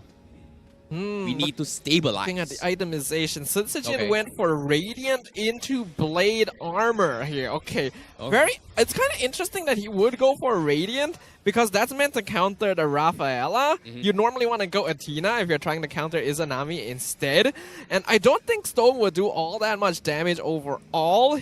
So, yeah, I agree. Not too sure if that's the right itemization overall. And the Blade Armor onto Lolil as well. I feel like that's an item you get later on in the game. So, I'm not too sure if I agree with the build he's gone here. If he had something like, for example, the Antique Cuirass and the Athena Shield, I'm pretty sure he would not have died in that previous game. Agreed. But meanwhile, at the same time here, you know, we are slowly entering towards the late stage game, right? Like, early game, I don't really like Rafa. Sorry to say, Rafa, without items, you're absolutely terrible. But now, with the flask, as well as the book here, and this is something that I feel like Storm will be able to sustain the rest of the team for RSGMY. So, if he gets a few more items here, I don't think RSGMY is going to be able to be killed at all by King Empire because of what Storm is going to be bringing to the table. And again, like I said, late game is what they want to be in right now. Well, last season, we do remember RSG said late game is RSG's game. Oh no, here we go. So they're looking for that right now, and you're right here. I'm not too sure if King Empire built anti-heal. I forgot to check for that earlier, but if they don't, then Storm will top up the team quite heavily, and the slow immunity from the Holy Healing will do wonders to get them out of Last Insanity or to stop Smooth from healing for King Empire. Oh, it's going to be tough. It is indeed going to be tough as well. Sutsujin slowly losing his powers by the late game as well. Likewise can be said for Vinogo. Late game, these two heroes is not exactly the tankiest. However, that being said as well, you know, look at the bright side. No carry. So that's not the end of the world yet. no carry against this character. So that's going to be something that they can say, okay, it's not that too much damage. We can still do something about this. But at the same time, Lolios getting topped up by the heals coming from Storm. They are going to try and kite the Lord as well. Win tries to go for the reset, and he gets the reset done. So Storm in a little bit of trouble. Counterplay comes in. Here comes the Blazing Duet, tickling them as well. Can they get out? Izanami goes in for the catch. The wall charge comes in, tries to stop them as well. But Win, he flickers backwards. He's not dead.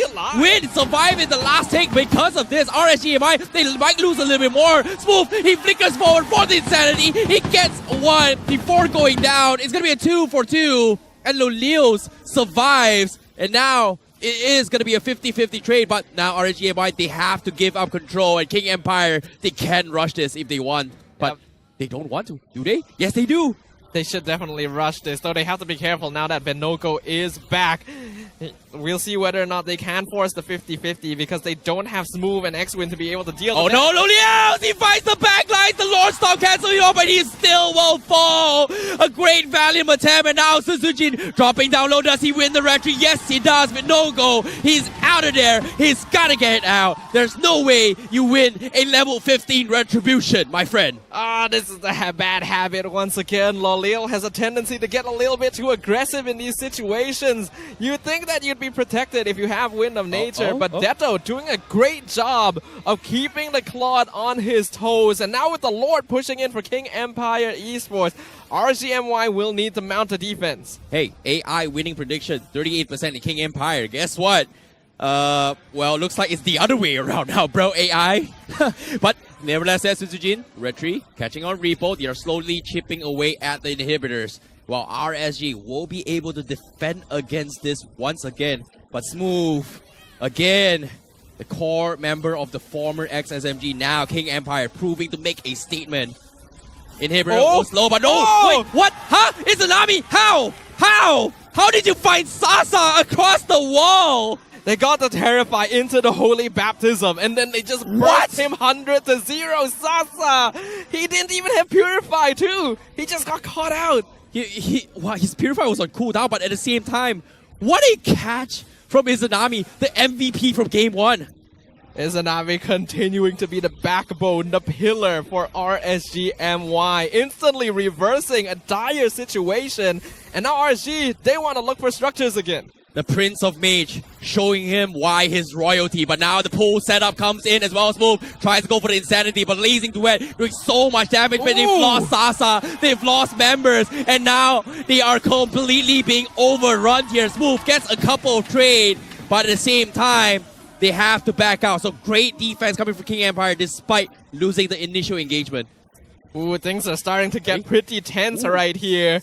RGMY doing a great job of responding. They are still the favorites to win this as long as Lolil makes sure he doesn't get caught. The same can be said for Sasa. Now that both marksmen have their Purify back up again, it's gonna be a race to see who can force utility out of their opponent.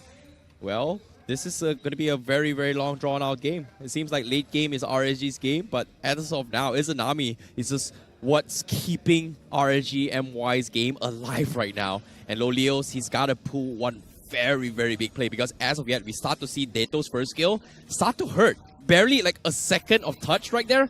Lolios' health dropped about 20 to 30%. That's scary. It is very scary. Like, when we reach this point of the game, it doesn't matter how much of a lead you have. We've already seen it in many games in the past. One mistake will cost you this victory because of how long death timers become the later the game goes. The Lord is up in 5 seconds. RSGMY already in position to take it, and King Empire positioning defensively to make sure Sasa is not caught out again. Well, speaking of the fight right here, King Empire now has to play this a little bit slow now. They may have had the early lead up of Wenogo, but now they have equalized. So that means no more advantage finally, as RSGMY has got the full roster in, fully locked out. It's all about out-sustaining. And in this case, it all comes down to the Lord Dance.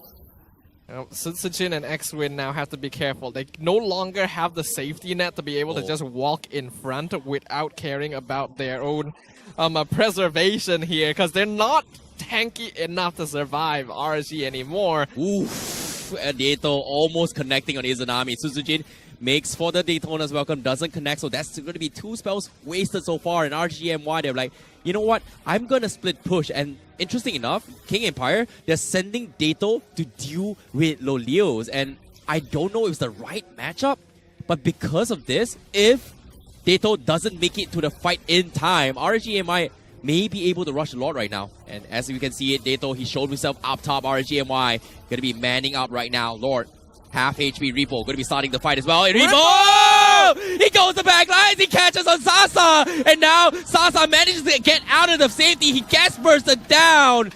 And despite all that, Smooth also fights with no-go. No retreat for you. Loleo says, you know what? We're not going to finish the Lord. We're going to go for the Blazing Duet. Oh. We're going to kill Sasa. But it's going to be Izanami. It saves the day and goes for the kill.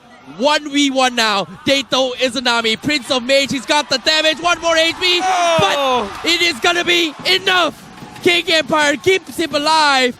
But at the same time, at what cost? Lolios, he's got to go in for the Lord. Dato, he needs to snipe it. They block the shots. Move in there. He's got the Insanity. But the Lord being resetted right now. And Lolios mans up to challenge against Smooth. Great defense by King Empire. But once again, RGMI is looking to try and bait this reaction should again. be able to get this. Oh, I feel like Dato? Izanami didn't need to ego challenge that. If no. Izanami was alive, they could have already gotten He's this gotta Lord. be close. Oh, what a shot coming in, but he's got on cooldowns as well. Dato, he's got to try Smooth. They got to go in, but Pinogo is back here, so it's going to be the retreat. A little bit too late for King Empire, but the Lord will be secured by RGMY. Yeah, they could have definitely secured that earlier if Izanami didn't end up dying. Then, like, Izanami alone would have been enough to zone out Smooth there. But they're still able to get the Lord in the end. This is such a tight game right now. A beautiful 3-man stun from Rippo started off that fight excellently for RGMY, for Lalil to follow up. And Izanami, this man continuing to be an absolute god for RSG. What a game, what a game. I don't know what to say. This is by far the craziest thing I've ever seen so far. Like, what a first week. What a first I know, week. right? I don't know about you. You had 2-1s all the way, but this game is on a different level. Like, what happened in Season 13, man? I have no idea, but I am liking it so far. Dato as well, he's been doing an excellent job. 4-0 and 10. The Novaria really making a difference here in how aggressively RSG can play. But now they're looking to push this in once again. Keep your eyes on RSG. How are they going to start this? Now, Lord getting chimpled down as well. They need to wait on Blazing Duet, but the knockout from Izanami catches the back lines. X-Wing with the Immortality. He's got to go out, but the full defense comes in. Repo going to be popped his Immortality. Can he kill him off? No, he does not. He gets out. Everyone, they lose Immortality. And now here comes the block shot from Winogo. Do they want to extend this? No, they do not. They all lose their Immortalities, and they will go in for the reset. Great defense by King Empire. Honestly, with that Lord, RSGMY should have been able to secure at least one inhibitor, but they're not able to do so.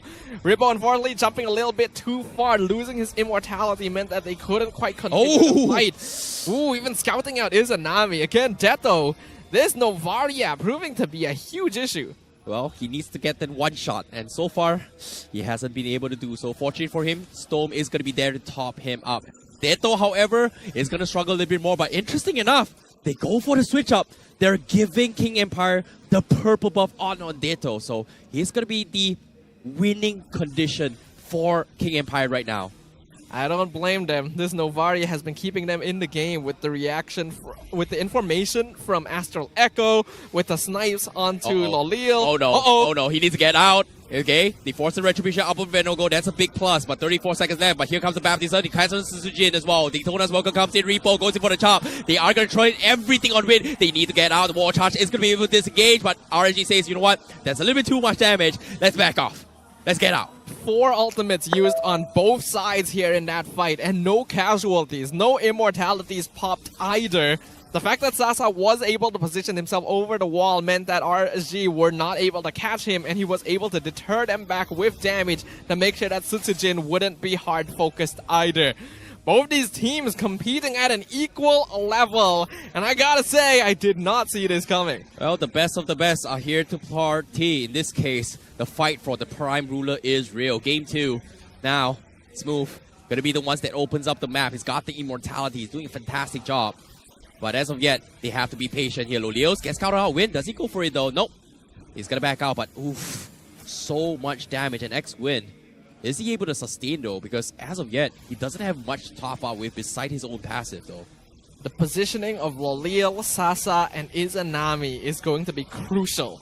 Well, speaking of chip damage here, Izanami, terrifying on Smooth. He needs to back up and respect this. Lord gets resetted, but look at this Repo from the sides as well.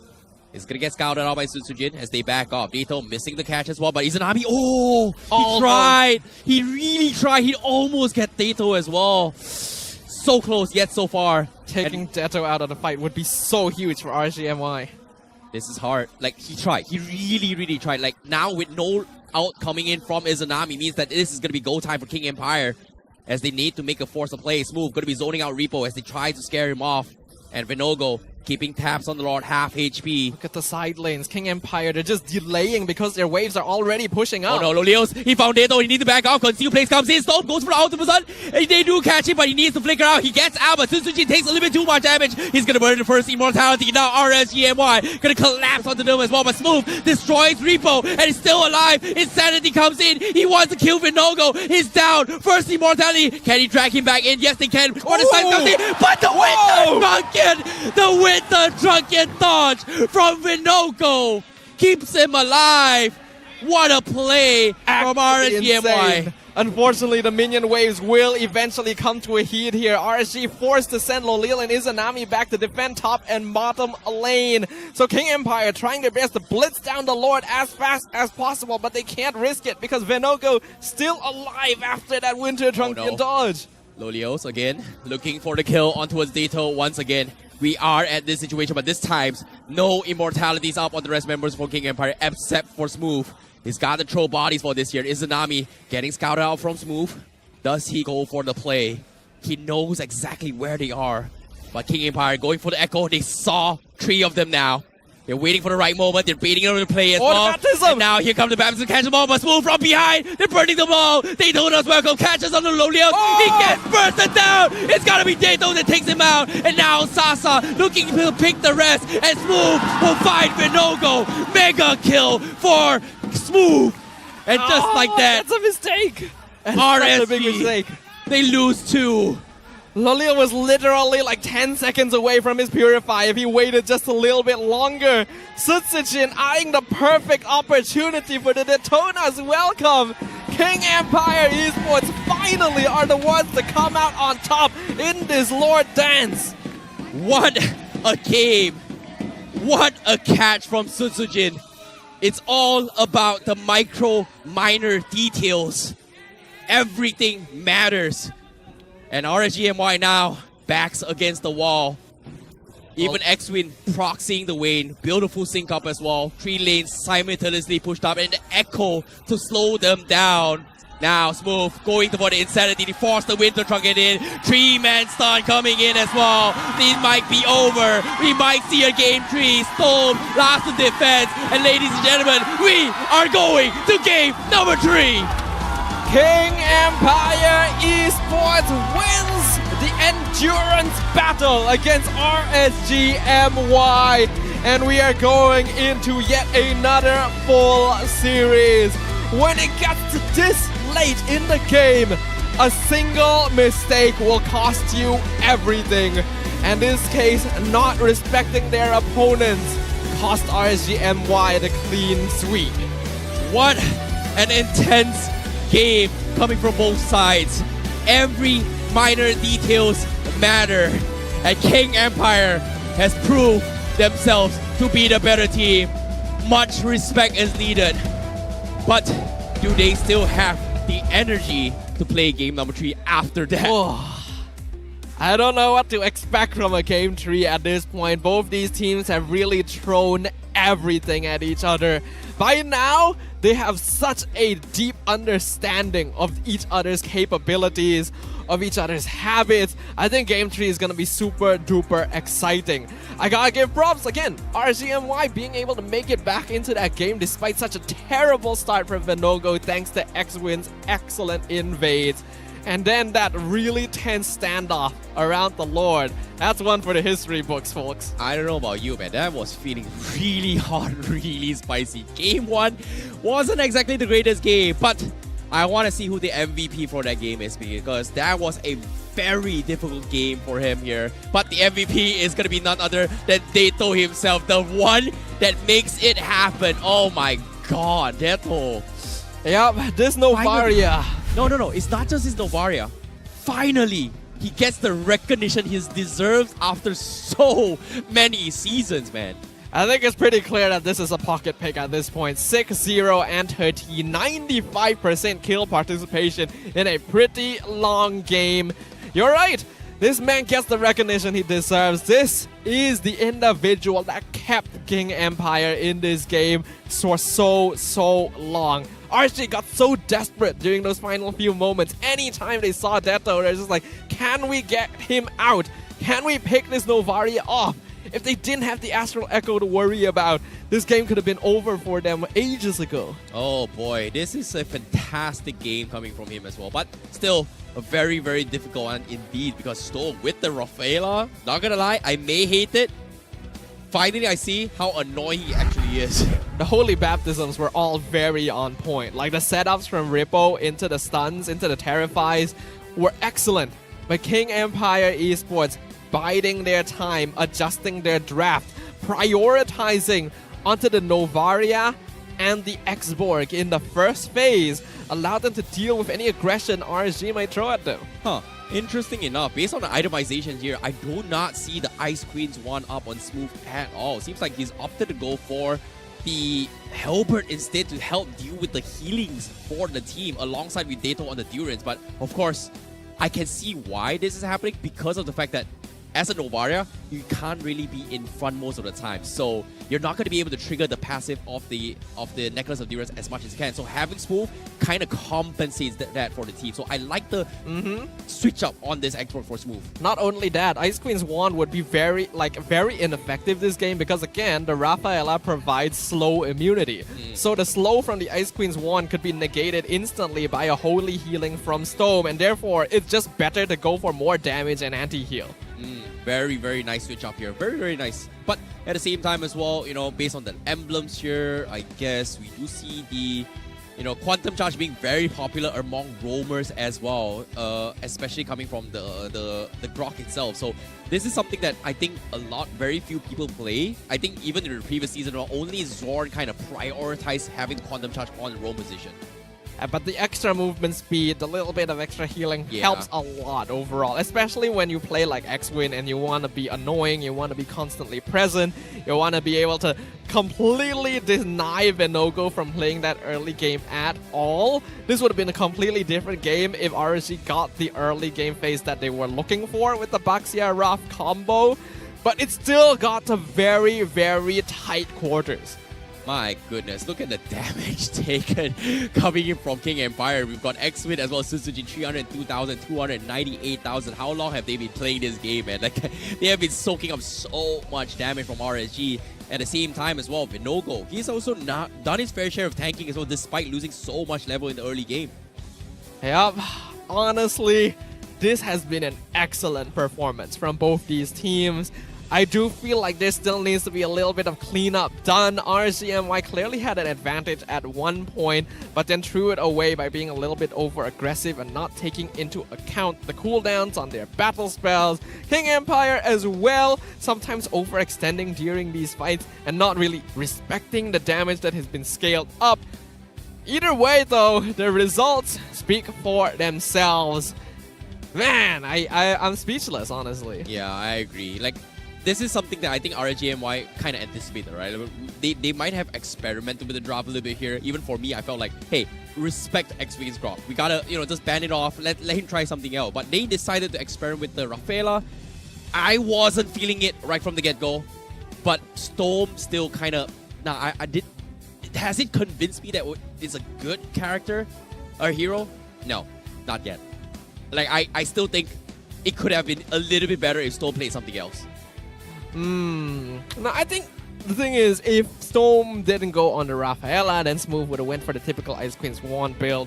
And we already know how difficult that can be for RSG to want to engage into here. If Venogo was already put far behind by that, then it would have been even more difficult to catch up towards that mid game. I can understand your sentiments in terms of like if it was a tankier roam, then X-Win wouldn't have felt as comfortable to just walk into the jungle and reset Venogo's buff twice. Yeah. But it's a lot of conditionals, and in the end, what happened, happened. That's the thing, right? Like, RSG is playing like a double mage composition. Basically a Rafaela as well as a Vexana, right? So having those two tanky damages is great, but you need I would say a mage that can actually threaten your enemy. Like, I feel like Digi would be great to annoy the heck out of everybody. The time journey would help a little bit more. But again, it could have been what-if situations, right? So I feel like in this situation here, props towards Izanami because he was the reason why RSG MY was able to drag the game that long with a lot of crucial catches onto Sasa. Yeah, mid laners getting a lot of love this season, which is great to see. But the other roles are going to be taken by King Empire here, with Sutsujin now being the sandbag and the best wingman. He didn't get to play the game at all in game 1, so this time he committed to making sure that Venogo would experience the same thing. I think RSGMY will definitely respect this. Like, next game, no Grok for sure. I think it's going to be respect, man. They were willing to double down on Smooth's metadata. Would they double down on Grok as well? I think they should, technically. It's not impossible now that we've seen truly how effective it is. I still do think that if they wanted to, bringing the Guinevere to try and counter it in terms of presence is still a valid option. But perhaps it is about time for us to figure out what else X-Win can actually bring to the field. Yeah, it is really, really tough as well. But based on the highlights as well, you can see that every single time from throughout the entire game as well, King Empire was just taking advantage of what X3 brought to the table, right? Like, they punished the level lead here, and they just snowballed out of control. But ever since that one clutch play coming from Izanami, this was where like everything was an all-out route. Everyone was trying to trade evenly as much as they can. But you have to give props towards Smooth as well as Dato, because they were the ones that really, really had to set the tempo for how the fight gets dragged out. While Sutsujin as well as X-Win is going to be the meat shield for the team. Yep, but I think a lot of respect has to be given to every single player this game. Yep, mistakes were definitely made. Even the slow, I like that. No, the slow-mo was that Venogo actually sold his immortality, bought the Winter Trunket at the last moment, and then used it to clutch against Dato. That was a sick slow-mo. Nicely done, Prod. Yep, item swap is pretty common in this level of gameplay, but it's always so amazing when we're actually able to see it in action. And in a situation as tight as that as well, we have quite a game on our hands here. I will admit, going into this match, I was a little bit concerned. Both these teams played a little bit less than stellar yesterday, and I was worried we'd get kind of a weird back and forth situation where teams refused to close out the game again. But this was very intense. I am on the edge of my seat. What is up with us today? You know, like for some reason, all the games, you know, we opened our show, we promised you good, intense games. And guess what? Icy Staffa combo. Guaranteed good games. Every game is stressful. It's intense. Oh, I am stressed. I am stressed. Like, I'm genuinely sweating just like wondering, like, wait, how will the players come on the top? Because mentally wise, it could have gone either ways. I'd have no idea, right? I feel like it's a good time for us to like even reach out to the players themselves, ask them what's going on in their heads. I have no idea. I imagine they have some things to talk about, but we will still have someone to interview. So let's throw it over to Rose. Take it away. Hi guys, it's me again, of course, Rose, your host of the season. Tapi sekarang kita ada dua representative. Satu dari side RSG MY dan juga satu dari side KGE. Alright, let us start with the team yang baru je menang. So, hi, hello, please introduce yourself. Hello, Rose. Hi, what's your name? My name is Bella. You ni actually role apa dalam KGE? Sorry? What's your role dalam KGE? What's your role? Yeah. MM. Huh? MM. Apa ni? Apa ni? Sorry. I mean like, are you like the brand ambassador ke? Unit player ke? That one, fans. Oh, you're a fan? Yeah, fans. I see, alright. Hello, what about you? Itu pakai RSG pula full suit. Okay. Hi, what's your name? Introduce yourself, please. Okay, hi. My name is Bob. Dan saya dalam RSG ni adalah leader Chan dalam komuniti RSG MY. So kalau you guys datang MBSJ kan, dia punya suara lah paling kuat dekat side RSG setiap kali diorang main. Alright, so Bella, tadi nampaknya kan, it was 1-0, lepas tu 1 sama sekarang. Apa perasaan Bella nampak KGE tadi menang game kedua? Of course happy gila. Sumpah happy gila sebab hari ni nervous sebab RSG ni kumpulan yang besar. So tadi memang happy lah. You rasa siapa akan menang perlawanan ni? Mestilah KGE. Korang, you guys agree ke tak KGE yang akan menang? Setuju tak guys? Alright, Bella nak tanya Yeah. Who's your favourite player? Sasa. Wow, cepat Cepat. Ya. Sebab Kenapa? I main MM dekat bro MM dekat ML. So I tengok dia sebagai idola I lah. Wow. Yeah. Bukan sebab dia handsome? No. Oh, bukan. Ya, tak. Okay, Bella, I want you to lead them untuk chant untuk KGE sebelum game kita start. Okay. Go on. Ready guys? KGE faham?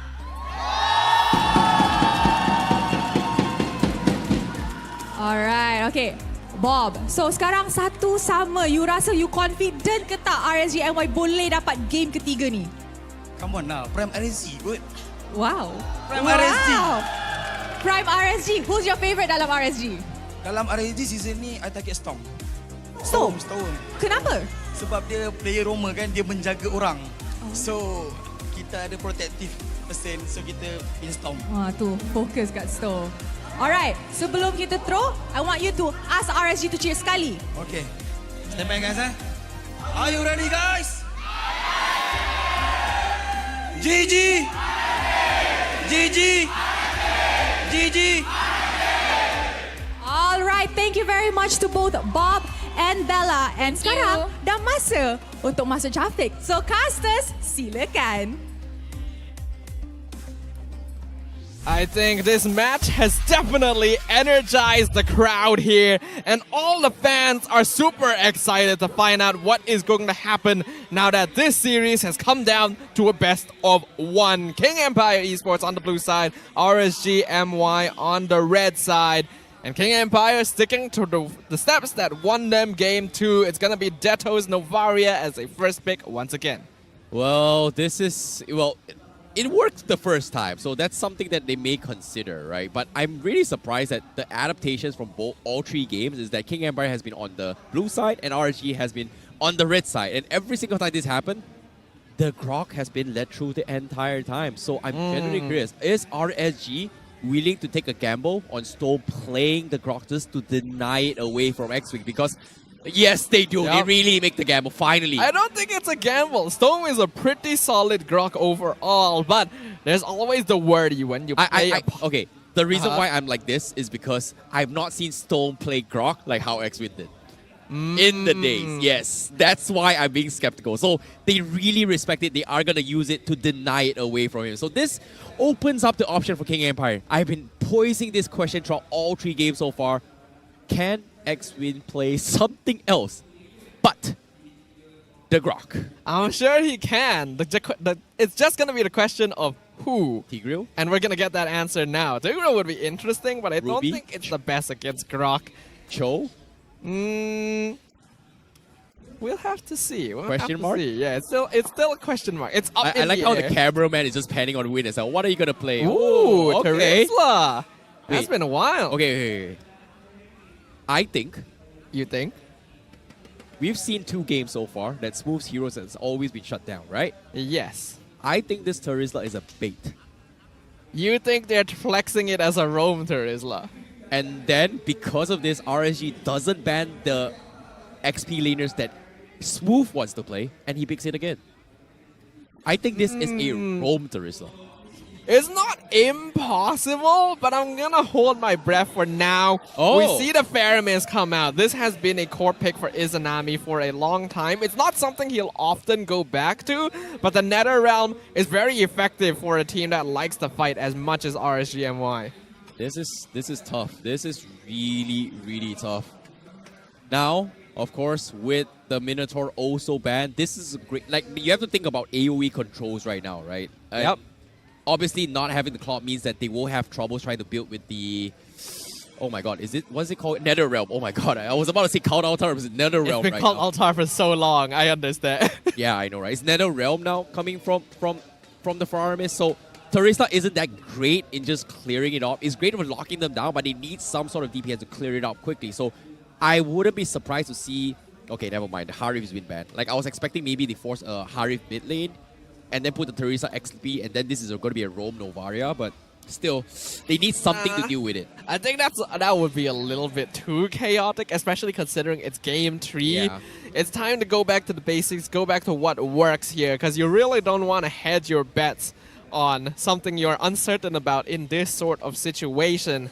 RSG, they do ban out the Baxia this time. It's not often you see junglers being left until the very end for both teams. King Empire suspecting some suspicious activities are up here, so they'll make sure that Fanny will never be something to be concerned about. I think the Fanny is a very, very good ban here. Just because of the fact that, you know, in case they do pull some really crucial stunts. And in this case, the biggest concern for RSG was that how do they kill Dato, right? Like, they keep sending Lolios to the backlines to do that. But because of that play, they just completely lose out on momentum and force out the Claw to be in awkward positions here. So this time, with no Grok and picking the Claw again for RSG MY, he will have a little bit of a better time. But again, my question is, what is the jungler going to be played by RSG? If they pick the Barats, it's great. But no, it is going to be the Barats from King Empire. And like you said, it is going to be XP Terizla. Yeah, the Barats catching the Claude at the very last fight last game is what allowed King Empire to finally eke out their victory. So it makes a lot of sense in this situation. Unfortunately, Claude still 0% win rate up until now. But Lolil feels very comfortable with the hero, so RSG is still going to be giving it to him. Okay. But now he will have to contend with the Divine Judgment. X-Win on the Kaja. Okay, I see where this is happening as well. Like the Kaja just for the Claude. I can respect this. You know, his Purify has been very, very annoying as well. Just Divine Judgment, lock him down, burst down the Lodios, and then game's over. But It works on Grok too. yeah, it works on Grok too. But at the same time, RGMY, I think the jungler here, it needs to be something that can actually scale with the Faramis, right? Like back in the days, the combo here was the glue as well as the Faramis to have like this double pull here. So for the jungler, I don't know if they have something like that, but having a taunt and tanky meet shield with Fredrin isn't too bad. It's a safe pick. It just feels kind of boring, if you ask me. Like, Yeah, I it was was very standard. really hoping that there'd be something kind of interesting for this last pick here, but I guess it's true. RSG wants to keep it to the basics, keep it to what is practiced and what feels the most reliable. It's game 3 between King Empire Esports and RSG MY. RSG once again bringing a team fight composition to the fray with the Black Dragon and the Nether Realm and stealing X-Win's signature. But will Divine Judgment fall upon them in the Land of Dawn? We'll find out. Yep, indeed, we will, because this is going to be the decider match for both these teams, the King Empire and RSGMY. Winner takes the point, and in this case, it's going to be a tough one. The decider match, the showdown, the throwdown. Who is going to be the prime ruler? Is it going to be RSGMY, or is it going to be King Empire? This is the match to watch, ladies and gentlemen. It really is the match to watch. I have no idea what's going to happen as this game goes. As of right now, it doesn't look like anyone's invading yet. I want to see where Stome is, because now that he's on the Grok, like, I don't think Kaja does the best job of stopping him from invading. So considering that Sutsu... Oh, never mind. Here he is. Well, this is going to be a very, very interesting one. I don't know. It feels like it's going to be a difficult game. But at the same time, oh, Stone, he's giving a taste on how X-Win did to the previous game. Yeah, unfortunately, a lot less successful as well. I think X-Win did a good job of like whittling down the orange buff here to make sure that Stone wouldn't be able to reset it in time. And now, it means that Sutsujin will not have to face what Venogo did. Well, Stone... okay, Foster Flicker, he might die. Oh, good wall block, but X-Win, guess what? I know what you were thinking. He gave the kill to Dato. You do not flex the Grok against me. And guess what? I know what you were thinking. I walked in front and shared the block with you. What a counterplay from X-Win. Well, the thing is, whenever you play a hero that is like your opponent's signature, it means that they have an inherent understanding of the limits of that hero in their opponent's hands. So X-Win clearly knows how to deal with the potential Grok invade by starting to leash the secondary buff to make sure that the reset wouldn't affect them as much. And then knowing that once that flicker has been utilized, the Grok is just dead in the water. So already not a good start for Stone. Yeah, indeed. This is going to be a very, very difficult game indeed. This, I don't know, with that lead coming in means that King Empire finally has a little bit of a breather. But what really surprises me is that that kill wasn't secured by the jungler itself. So giving this early net worth lead for Dato means that he will hit this level 4 a little bit earlier. The Kaja will get the 4 a little bit earlier. Means the first turtle is going to be swinging in his favor as well. And this is going to be a very big question mark for me, right? Does X-Win and Win communicate well enough? And what I mean is that when you start the fight with Divine Judgment, can you communicate well enough for Dato to hit the Astral Recall? I think, honestly, you don't even really need a lot of communication because I think Dato as a player has already proven that he's strong enough to be aware of every single situation. Okay, And, okay. like, the range of the Star Shatter is more than enough that he can basically back up a Divine Judgment from anywhere on the map. In terms of communication, I don't think it's much of an issue because if this team lacked communication, we wouldn't have gotten the game 2 we did. I don't know. Like, in terms of gameplay, I feel it's like Win as well as Dato has been making the individual plays in game number 2. What I mean by synergy communication is that do you pull or do you not pull? Because Astral Recall is not exactly the easiest skill to hit unless you have the Astral Echo on top of it. Even that is still pretty hard. I don't know. Dato was hitting them pretty consistently in game 2. Okay. He got MVP for a reason. Okay. Let's see. But of course, Repo having a little bit issues with his device. He is going to be good to go. And it seems like we might be proceeding the game. But now, look at this. We've seen happy faces in the crowd. They're enjoying the show so far. We got ice in their veins, boys. Ice in their veins. For those of you who are watching at home and you happen to be in the area here around MBSJ Stadium, Serdang Jaya, make sure you guys drop by. Entry is free. So if you want to join the festivities and watch live, it'll be absolutely a fun time here.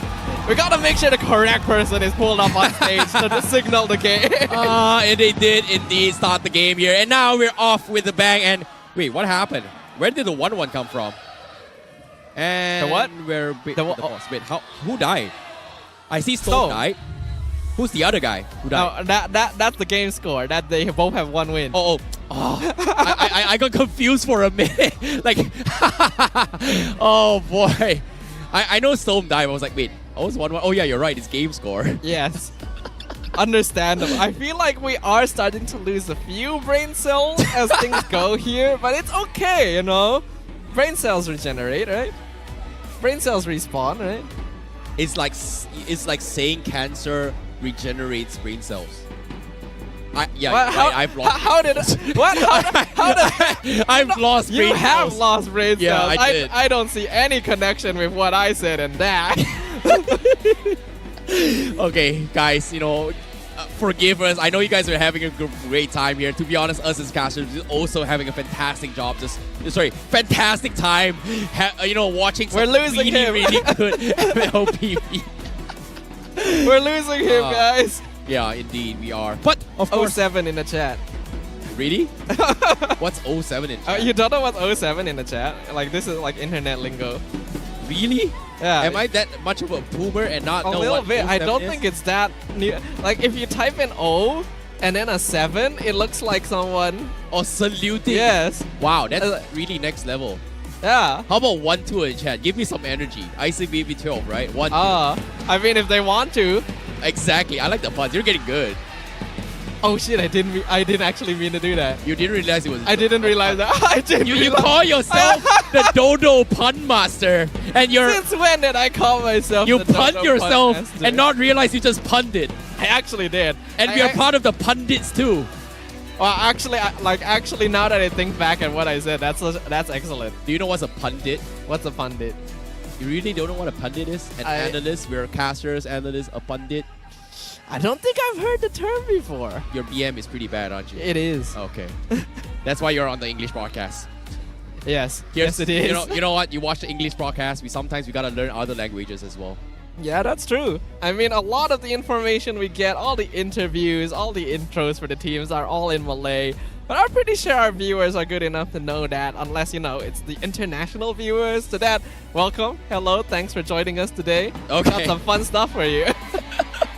Speaking of fun stuff, now we are troubleshooting towards the games here. I really hope I didn't see correctly. I know it's a 1-1 decider match, and whenever there's 1-1s, we are going to be, you know, having a little bit of issues between the servers, I guess. So this is something that I think they have to figure out whether or not can they execute it here, because I think the biggest concern is coming from Repo as well, and you can see the crowds are trying to keep morales up, trying to keep energy as well, because it has been a very, very long game between these two teams. Yep. Like, endurance really becomes an issue once you get this late into the game, once you get this late into the match. Last game was already going to be quite draining considering how long it went and how tight it got. How much effort these teams put into trying to secure that victory. RGMY, although they did end up losing last game, doesn't seem to have affected them all too much. There's still smiles all around. In fact, King Empire's side looking a lot more serious in comparison, so they got their game face on. You know, I like how Dato is like, you know what? I got first blood. I'm feeling a little bit happy right now. Oh, you guys talked about my jersey being really not the most favorite. Guess what? Buy their jerseys. Buy their bundle jerseys if they have a bundle. If they have a bundle. Yeah. Okay. Don't quote me on this, but oh, look at this. We've got fans. We got Sasa. We got the Sasa meme there. It's not often you get to see a smile on Sasa. And look at it. He yawns right into it. Oh. That is quite funny. Like, you normally expect that when like someone is talking about you, you sneeze. But I guess in Sasa's case, you yawn. It's funny how like smooth like butter. Imagine you pull up a picture of butter from Philippines and you put smooth like butter right there as a comparison. Somebody's got to do it. So now you're just coming up with meme ideas for the community. Exactly. You see, it's part of our jobs. We're part of the community. We're not just entertainers, we're commentators as well. We got to be part of it. Connect the dots. Oh, I think we're back. I think we're good. We got the signal, boys and girls. Let's jump back into it. And it does look like there's already a lot of attention here in the EXP lane. Well, as soon as you see the lady, you know what's up. We're going into game. And of course, okay, you're right. It's not 1-1. Okay, you're right. It's a 1-1 score. So 1 kill in favor of King Empire Esports. And now Turtle Contest right from the get-go. Storm, now level 4. Venogo also level 4. Susujin, however, is level 5. So technically, he will have a little bit of advantage on the red tree here. Echo connects as well. The Black Dragon is going to try and zone him out. Venogo will secure the turtle. Oh. But the penalty zone comes in, catches them. Oh, NetherRealm has been used to disengage, and King Empire doesn't have the damage to chip away the temp HPs. Yep, an excellent penalty zone from Smooth there, catching 3 members, but it just so happened that Izanami was outside it, flies on in with the NetherRealm and makes it so that RSG MY is at no risk at all. Despite the level lead, some really good zoning from Rippo to make sure that Sutsujin would not be able to contest with his own retribution. Oh boy, that's the thing, right? Like that's the beauty of having the Black Dragon. Like 2 games in a row, the Yuzhong was banned in respect of what Repo could bring to the table. But this time I was very surprised King Empire actually let it through. So Repo's going to showcase why he's one of the strongest Yuzhong players out there. Absolutely. Looking at the stage of the game now, it's clear that there's no real advantage for either team here, which compared to the first couple of games is definitely a much more refreshing early game phase and means that anything can actually happen now that things are on an even playing ground. Ooh, Dito. He's on fire with those snipes, Yep. man. He's chipping at Izanami and he's chipping against him again. So I'm really curious whether or not does he have the damage to chip the Nether Realm right now, because as of yet, King Empire, they're playing it a little bit safe. Game 1 was considered a little bit of fumble in the drafts, but Game 2, they bounced back, and now Game 3, seems like they will have to bang all their baskets on, all their eggs in Deto's basket once again for King Empire. X-Win, he has Divine Judgment. Will Does he look for it? No damage. Not worth it. Not worth it at all. Not quite yet. Yeah, the one concern that we will have with this Kaja pick on King Empire is that Carry will need some time to get some items to actually burst anyone down. Smooth doesn't have quite enough damage to burst anyone down. And Deto, he can do a good amount of damage, but depending on how much health whoever is caught is, this Divine Judgment may not be the most effective unless he has a team around him to take He found the catch on Izanami, but the NetherRealm still available. There's no follow-up coming through as well. He's going to be able to get out, but King Empire says, we got to get out. Black Dragon comes in, and now the slam onto his X-Win. He's going to get caught out, but on the sides, they do find Izanami. How? Smooth comes in from the top lane, gets the penalty zone and the one-man kill, and Izanami surprisingly didn't use NetherRealm. Not sure if it was on cooldown. Well, it's not over now. It's going to be the retry battle as well. Isojin looking for the spin. He wins the retry battle. NetherRealm comes in with Izanami. They have to disengage. Oleo's now with the blazing duet, chipping onto Isojin, but he's so tanky. Can he fight him or can he trade? No, he cannot. Finogo will survive. And Izanami already back in action, looking for the snipe. Oh, gets blocked by the Izanami and Lilius. Man, that pressure from RSG. It honestly looked like one of those cave paintings of all the cavemen hunting down the mammoth, where they're just surrounding Sutsujin and slowly whittling him down. You normally don't expect a Claw to join the fight this early on, but Loleo knows that they don't quite have enough pressure yet to be able to punish him, and the Divine Judgment was already used earlier, so that's a pretty good trade. No, I genuinely feel bad for King Empire because of the fact that Smooth was able to get a kill on Izanami, right? But because he's got those stacks up on available, he was able to get a very 1 second respawn timer and immediately rush to join the fight. And because of that, King Empire just lost all advantage that Smooth created. Yeah, it's something you don't really think about very much, the passive of Fairmiss, allowing him to just like respawn so quickly as long as he's able to get those stacks up. But yeah, that allowed Izanami to basically rejoin the same fight that he got picked off in earlier and really shift the tides for RSG-MY. Although despite everything, King Empire Esports is still having that gold lead. Oh, Sutsujin, he's gonna gobble up the Croc Storm, getting focused down. Here comes the full chain as well. Divine Judgment. Does he have enough damage? He flickers out of there. They don't have the damage, and now the NetherRealm comes in. King Empire, the losing member. Sutsujin, he needs to get out. They're throwing bodies. But guess what? Sasa will be able to chip them away, and now Smooth cleans them out. Sutsujin, he tanks the ball. Allows Sasa to get all the free hits that he wants. He walked into the trap. Ooh, Loleo looking for some vengeance here, but a flicker from Dedo will get him out as well. RSG-MY thinking that they could recreate the earlier gank to finish off Sutsujin, but not realizing they don't have Loleo's damage here this time, and then all stacking up together inside Deto's AoE damage, and just allowing themselves to be whittled down low enough that King Empire can just clean up. What a risky gamble coming from King Empire, and it paid off tenfold, because as of now with this lead, that means they have more pressure. Tier 1 on the top is gone, Tier 2 in the bottom is gone. Next one will be this middle turret, which RSG-MY will die try to protect that. But as of now, Sutsujin is playing a bit slow. Oh, can I see? Okay, he extended it by a second. Almost resetted it. And we'll note that all of these ganks, all of this movement is allowing King Empire to really build up that gold lead for themselves, and this is quite worrying.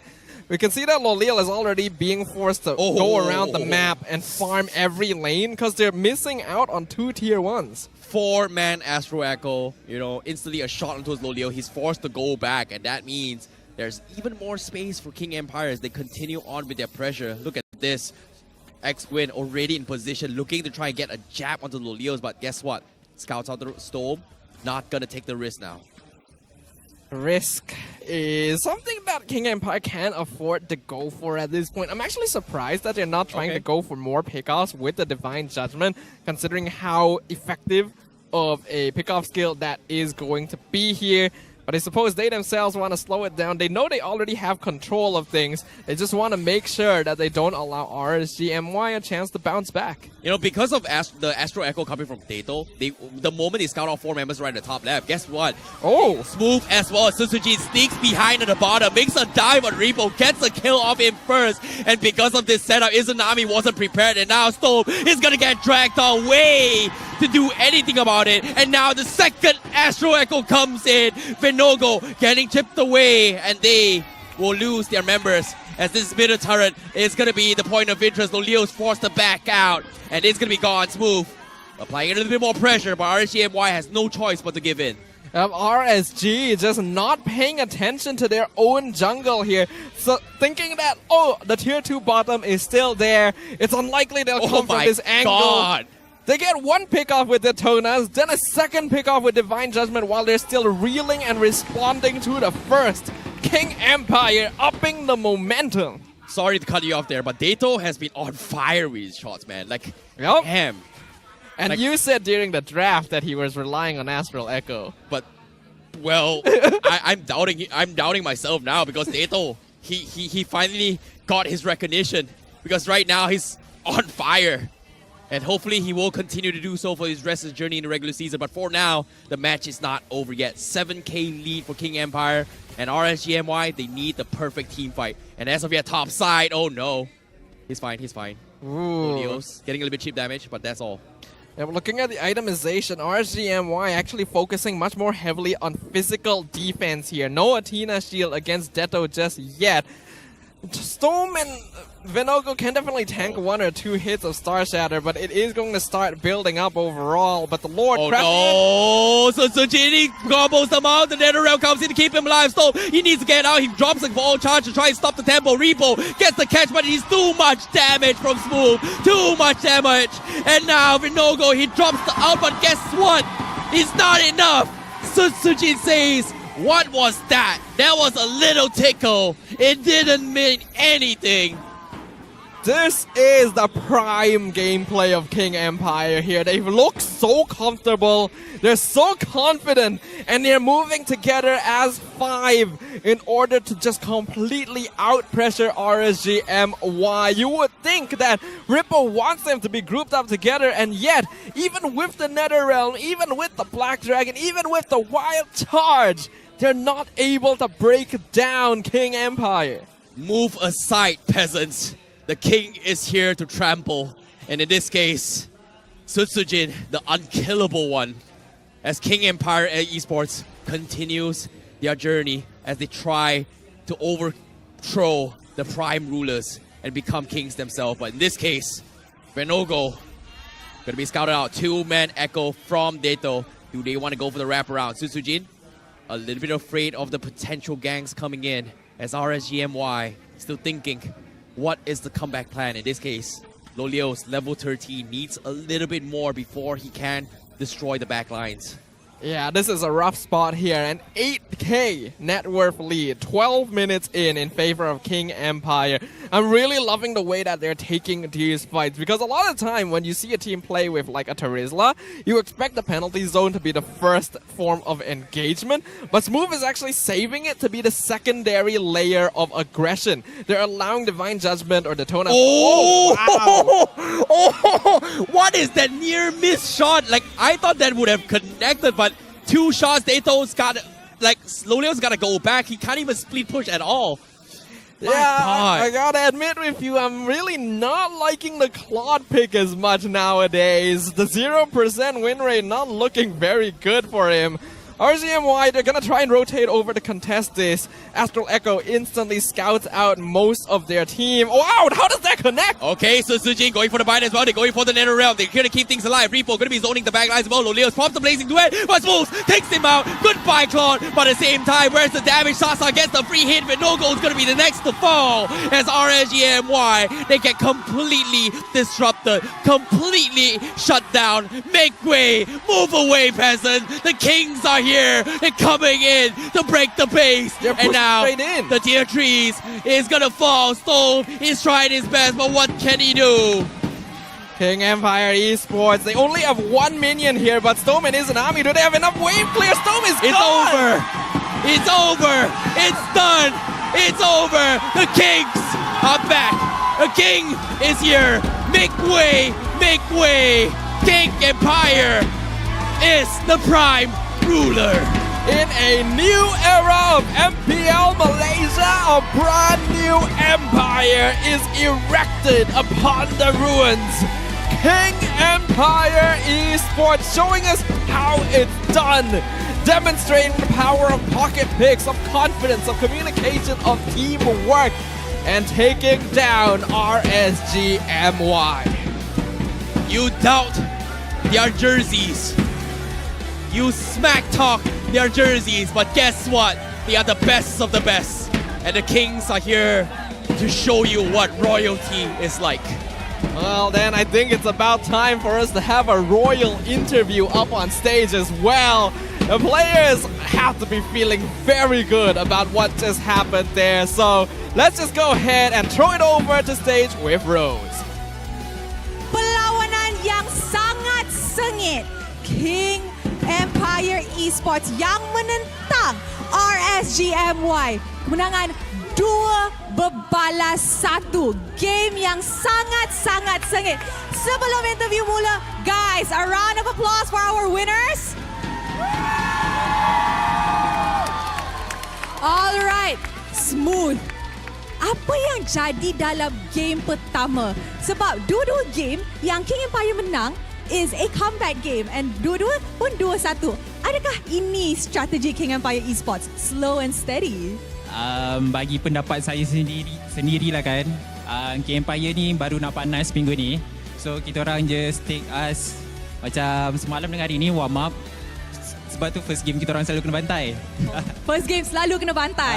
Tapi warm up. second game? Second game kita orang refresh balik, kita buat balik. I see. So masa tadi downtime tu you guys bincang dekat backstage untuk macam mana nak come up dengan strategi baru dengan mentality lah kan? Okay, I nak tanya pula Sasa.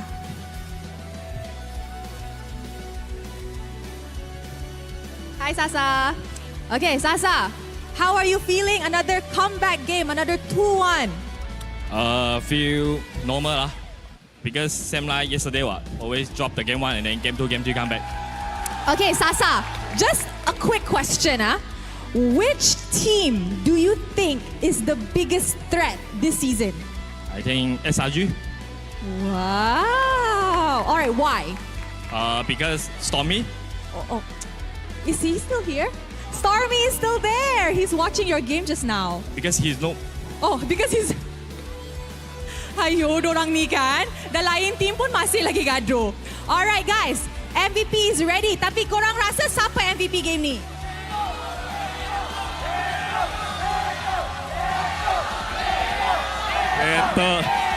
Wow, the crowd is chanting. Dorang cakap Deto. Sasa, who do you think is? I think Teto. Okay, let's see. In 3, 2, 1, MVP kita ialah Deto. Hi Deto, how are you? How are you feeling? First MVP of the season. Normal only. Normal only Why? Was it easy for you? No, it's just I think it as Scream only lah, like Scream. Wow, just like Scream? Going up against RSGMY? Huh? Going up against RSGMY is just like Scream? Yeah. Yeah. Oh, okay. All right. Deto, let me ask you something, yeah? Next week, you guys will be meeting Bounty and Barracuda, right? Yeah. How ready and confident is King Empire to meet up with these two teams next week? 100%. 100%. What do you want to say to them before we end this interview? What do you want to say to Bounty and Barracuda before we end this interview? Good luck, have fun. All right, guys. Once again, congratulations to King Empire Esports. Thank you guys so much. You guys may now go on over to the media room for your interview. Wow, another 2-1 game untuk hari ini. King Empire Esports taking another win in the bag. Tapi kita ada satu lagi perlawanan sekejap lagi. So, mari kita dapat tahu apa yang jadi dalam game 2-1 ini. So, casters, tolong jelaskan. It's not often that we get to hear the chorus of fan chants for a certain MVP player. But I think Detto definitely deserves it in this match. This Novaria, such an utter terror in the Land of Dawn. Hey, it's been a long time, right? We've seen his capabilities multiple times now, so many seasons. Never got the recognition he needed. Guess what? It's no secret now that he is actually secretly a royalty. Okay. Did you not get that? Am I just not catching things today? Yeah, you are. But it's okay. You if you guys get it, you get it. But you know, we've been seeing him for so many seasons. Oh! Now you get it? Yeah, I get It it. took you wow. Hey, my brain cells have not responded yet. Wow, really? How could you not get that? Like, secretly royalty? It took me a moment. I was trying to pinpoint exactly where the pun was. Yeah. Like whether it was wordplay or something, No, it but wasn't no, wordplay, it's it something was else. Something else. I get you. You know. It is an open secret, yeah. But this was quite a series here. From King Empire Esports, from RSG MY. Game 3, RSG figured that even though the Novaria was a problem in Game 2, they could still handle it. They instantly picked up the Yuzong with the expectation that they'd be able to jump into the back line. But because of Stone's failed invade in the early game, it already put them at a disadvantage. And then King Empire Esports understanding how to layer their abilities, even saving the penalty zone for later in the team fights, made it impossible for RSG to gain a foothold even with the Netherrealm.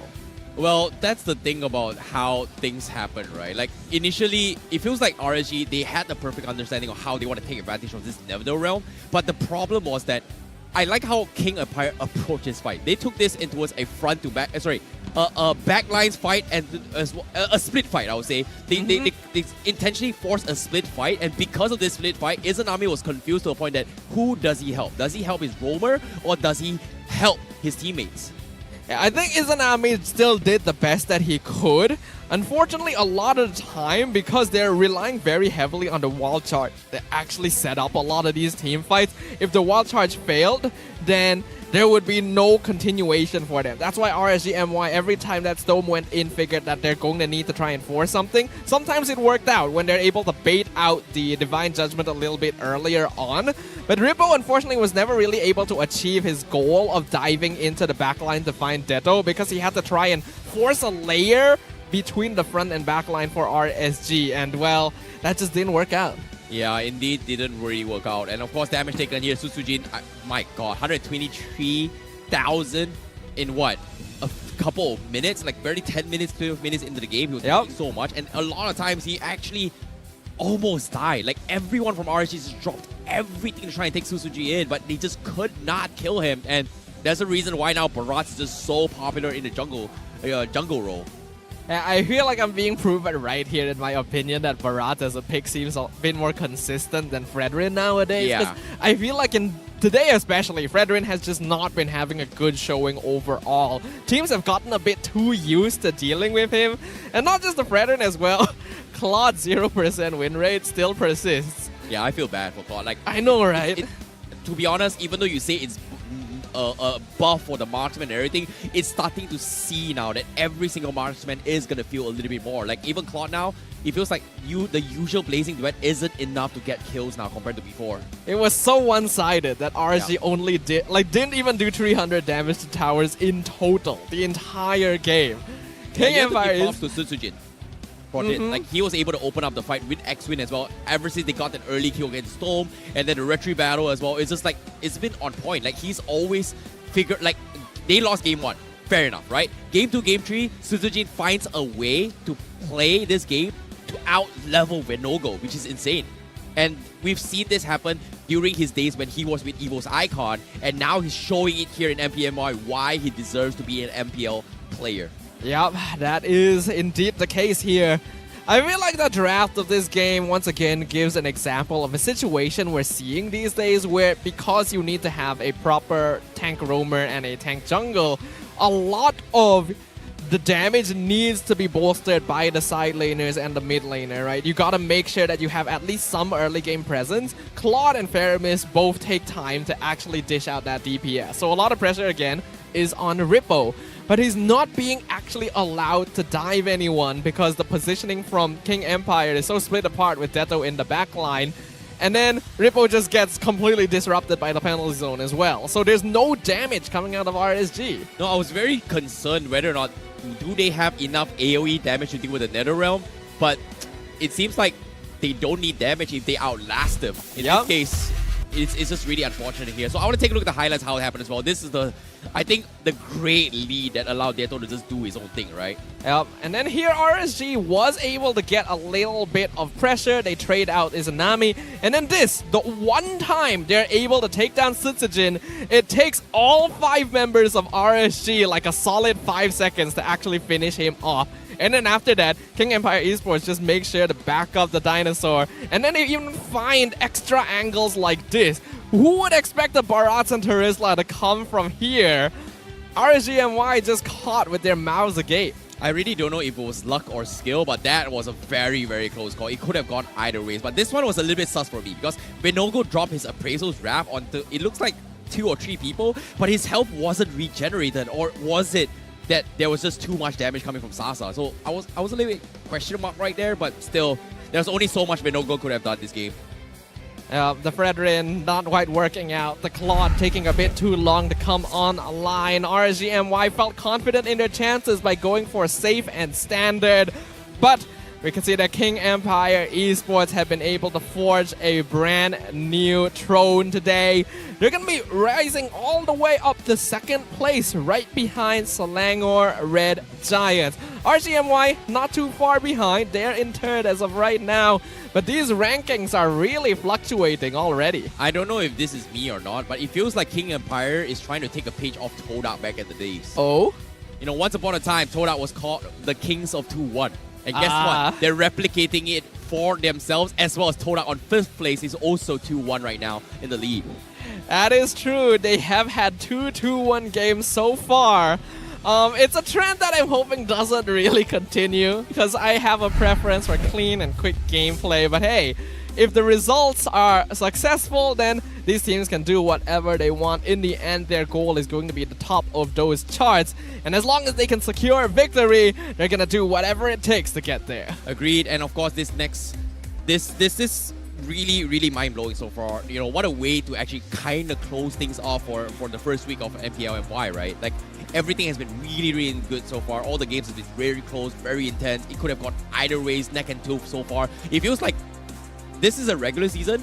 It felt personally like I was watching playoffs. I get what you mean. The games today have been particularly intense. And hey, we're not even done yet. We still have one more series to close out the first week of the regular season. And it is going to be between Monster Vicious and Barracuda Esports. Well, this is going to be a little bit interesting one because Monster Vicious and Barracuda, they are, I would say, the teams that no one expected them to go far, but now they are here in MPL MY. But the question here is, they are old veterans in the scene. They have been playing for so many years.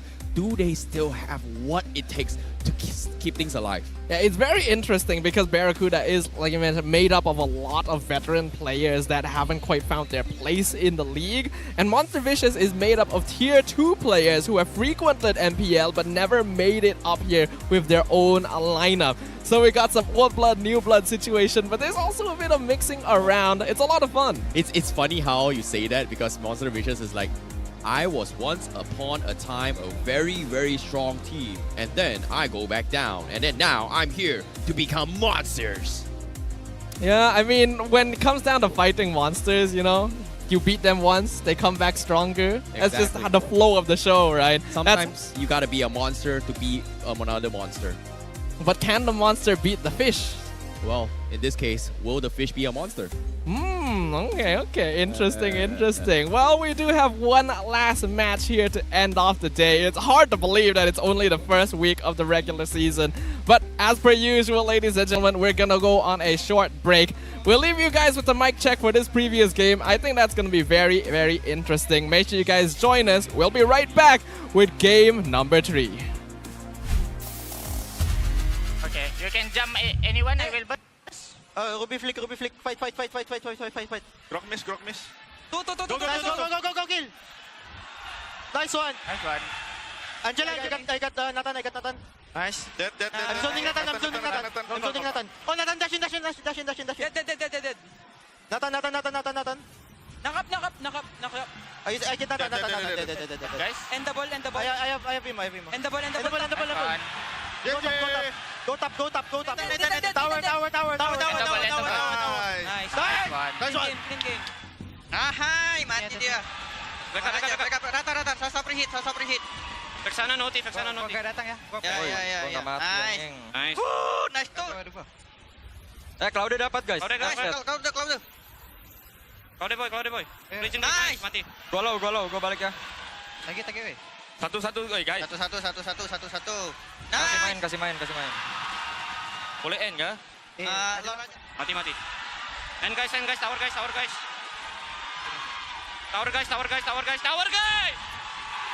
Sini. Gua garuh guys. Mid. Backup gua, lihat gua guys. Kita lihat grok. Aman. Lihat gua makan grok. Nice. Nice. Gua scan. Lihat grok nih. Ya. Nah, dapat. Backup. Kau di setengah. Korami Soti. Guys. Cloud low. Satu guys. Backup sasa. Mati cloud. Guys, bisa end guys. Bisa guys. Mid. Tarik grok. Nih. Nice. And Nah. end boy.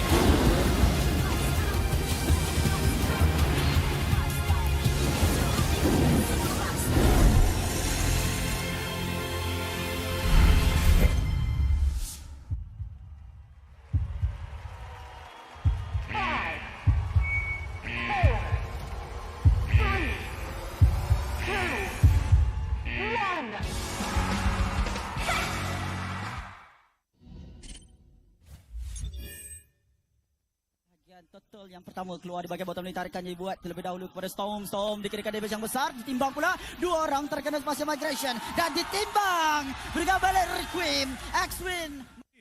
Begitu menyakitkan dengan hanya kesempatan yang seketika, tapi timbang 2 orang sekarang dibantukan terdekat. 2 orang telah pun habis diledapkan oleh pasukan RCMY. Mereka masih lagi meneruskan Sasa. Begitu bertahan, sekarang Storm ditumbangkan. Sasa bertahan, namun shutdown. Mega kill kepada Loyal. Tapi sekarang dulu Loyal telah pun menggunakan Blazing Duet dan X-Wing dalam keadaan yang bahaya. Flicker terus keluar dari kawasan tersebut. Di bagian belakang ada Sasa. Sasa masih lagi utuh berdiri dan mendapatkan Ripple dengan damage yang keluar daripada Sasa tersebut. Begitu menyakitkan dan meledak. Satu last insanity menjatuhkan. Hati-hati walaupun mereka terpaksa untuk berebut lot tersebut dan Sutsujin telah menelan Storm, namun permulaan team fight tersebut telah pun disudahi dengan satu penalti zone di bagian belakang dan Dahlia dijatuhkan oleh Smooth. Benogo juga.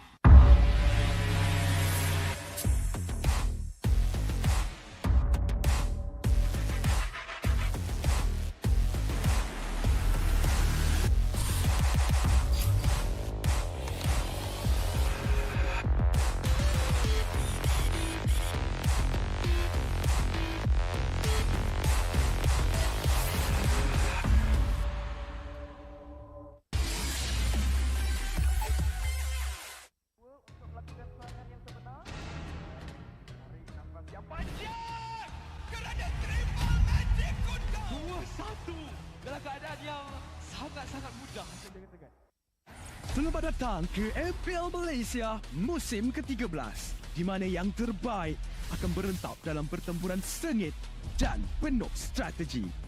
Seperti pada musim yang lepas, 10 pasukan profesional akan bersaing selama 6 minggu dalam arena yang penuh aksi di regular season.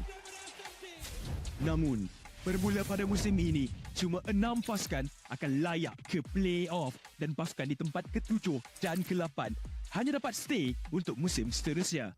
Tapi sayang sekali, tiada slot ke play-off buat mereka pada musim ini. Bagi pasukan di tempat ke-10, slot musim ke-14 mereka akan diganti oleh tempat pertama MAL Conference Group.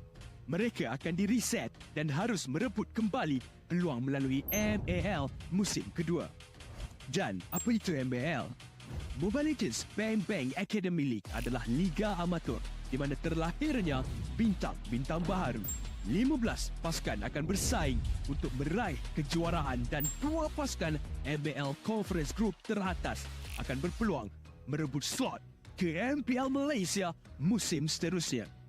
Okey, kembali ke MPL. Pasukan MPL Malaysia tempat ke-9 akan berentap dengan pasukan tempat kedua dari MAL Conference Group dalam pusingan MPL Malaysia Challenger Stage bersama format Best of 5 semasa Grand Final MAL musim yang pertama, di mana pemenang akan menentukan slot terakhir MPL Malaysia musim ke-14. 6 pasukan yang layak ke playoff akan berentap untuk meneruskan jalan ke Grand Final MPL Malaysia musim ke-13 dan merebut peluang untuk ke MSC 2024. Jadi, bersiap sedia. Persiapkan strategi anda. Bersedia untuk aksi profesional di pentas MPL Malaysia musim ke-13.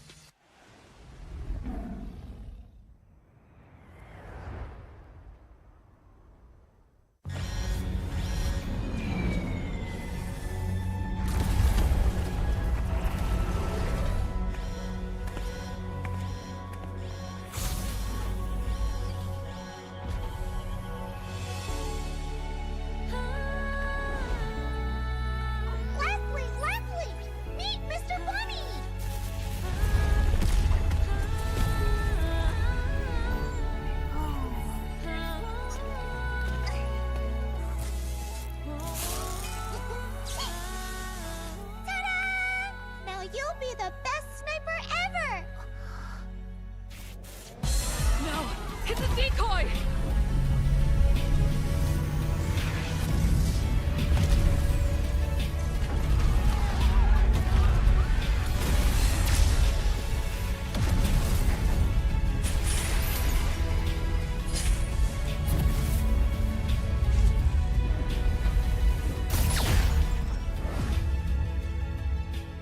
I'm sorry. Leave me alone.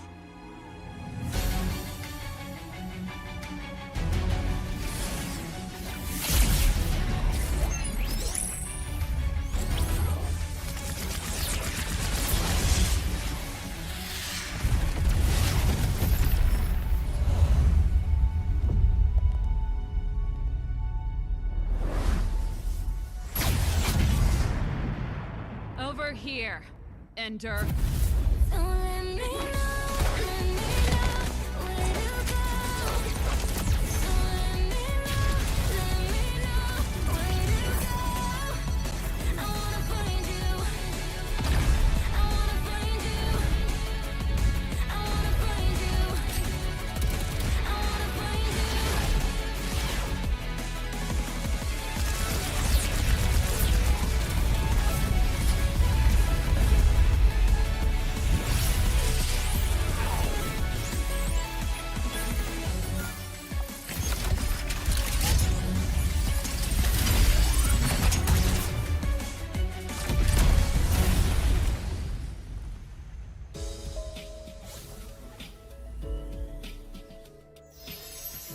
Great job, guys!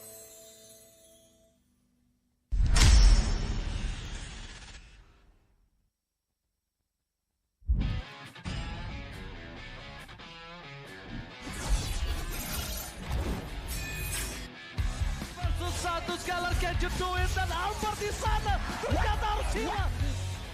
Avalanche fight as Lom gets instantly shot down by the Blazing Duet, as well as the Electro final blow. This is going to be easy cleanup for Todak as most of the... Apat yun, pero nasipa din siya. Yung ninakaw na sipa, buhay pa rin. Ang 41! Backline already, and they're running for the lives, gunning it. Jerry trying to drag the members of RSG right underneath the turret. It's not enough though. Gray coming all the way in, he cleans it all the way up. Just nowhere for him to run. Just... Kita ada satu buah reward manipulasi yang membuat pergerakan dari Minion lalu benar-benar slow. Rafa ini sudah tumbang.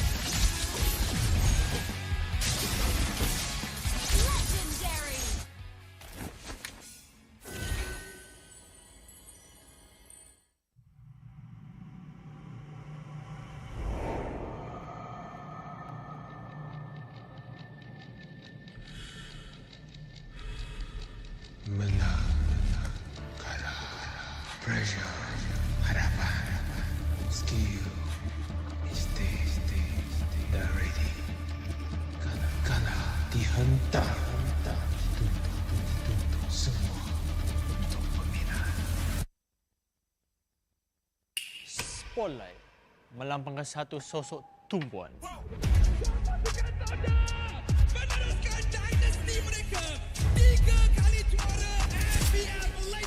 Tumpuan untuk melakukan yang terbaik. Tumpuan untuk menjadi seorang role model.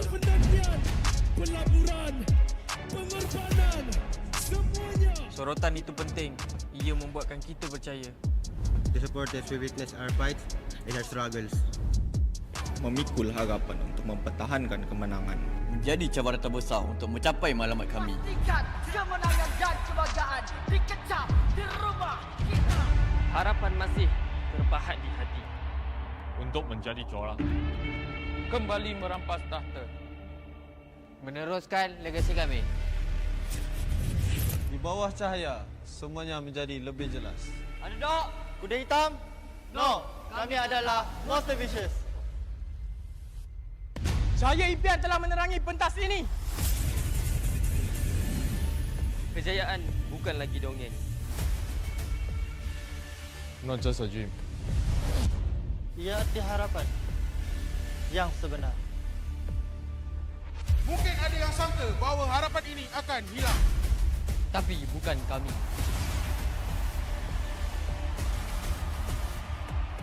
Ini harapan kami. Ini semangat kami. Bersama kami, mencapai satu tujuan. Menjadi sinar yang paling terang.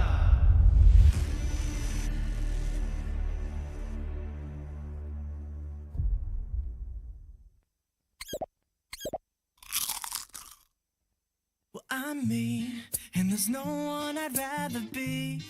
You can sit around and wait and see. For a moment I'll be standing free. So hurry up and wait for me. Got a bag of chips by the sea. The sun is blazing down. I've got my smile now. Here's the thing, your chips will really make me sing. Come on, relax and have some chips for me. Chill out, lay back, I'm right where I wanna be. We've got time to take it easy.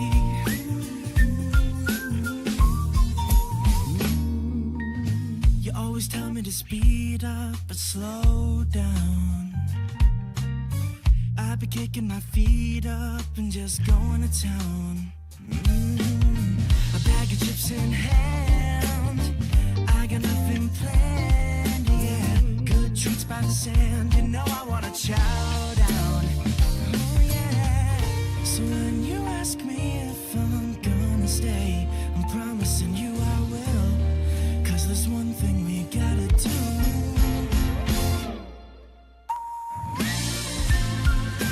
Come on, relax and have some chips with me.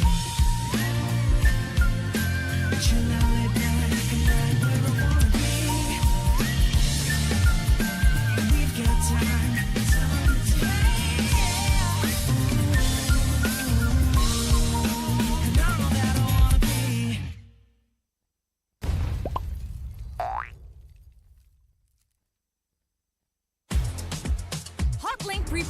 5G serba baharu.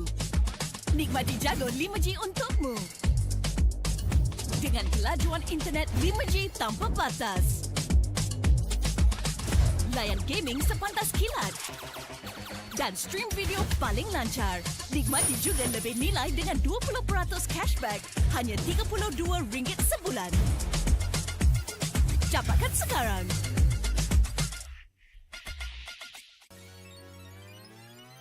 Welcome to All-Star 2020.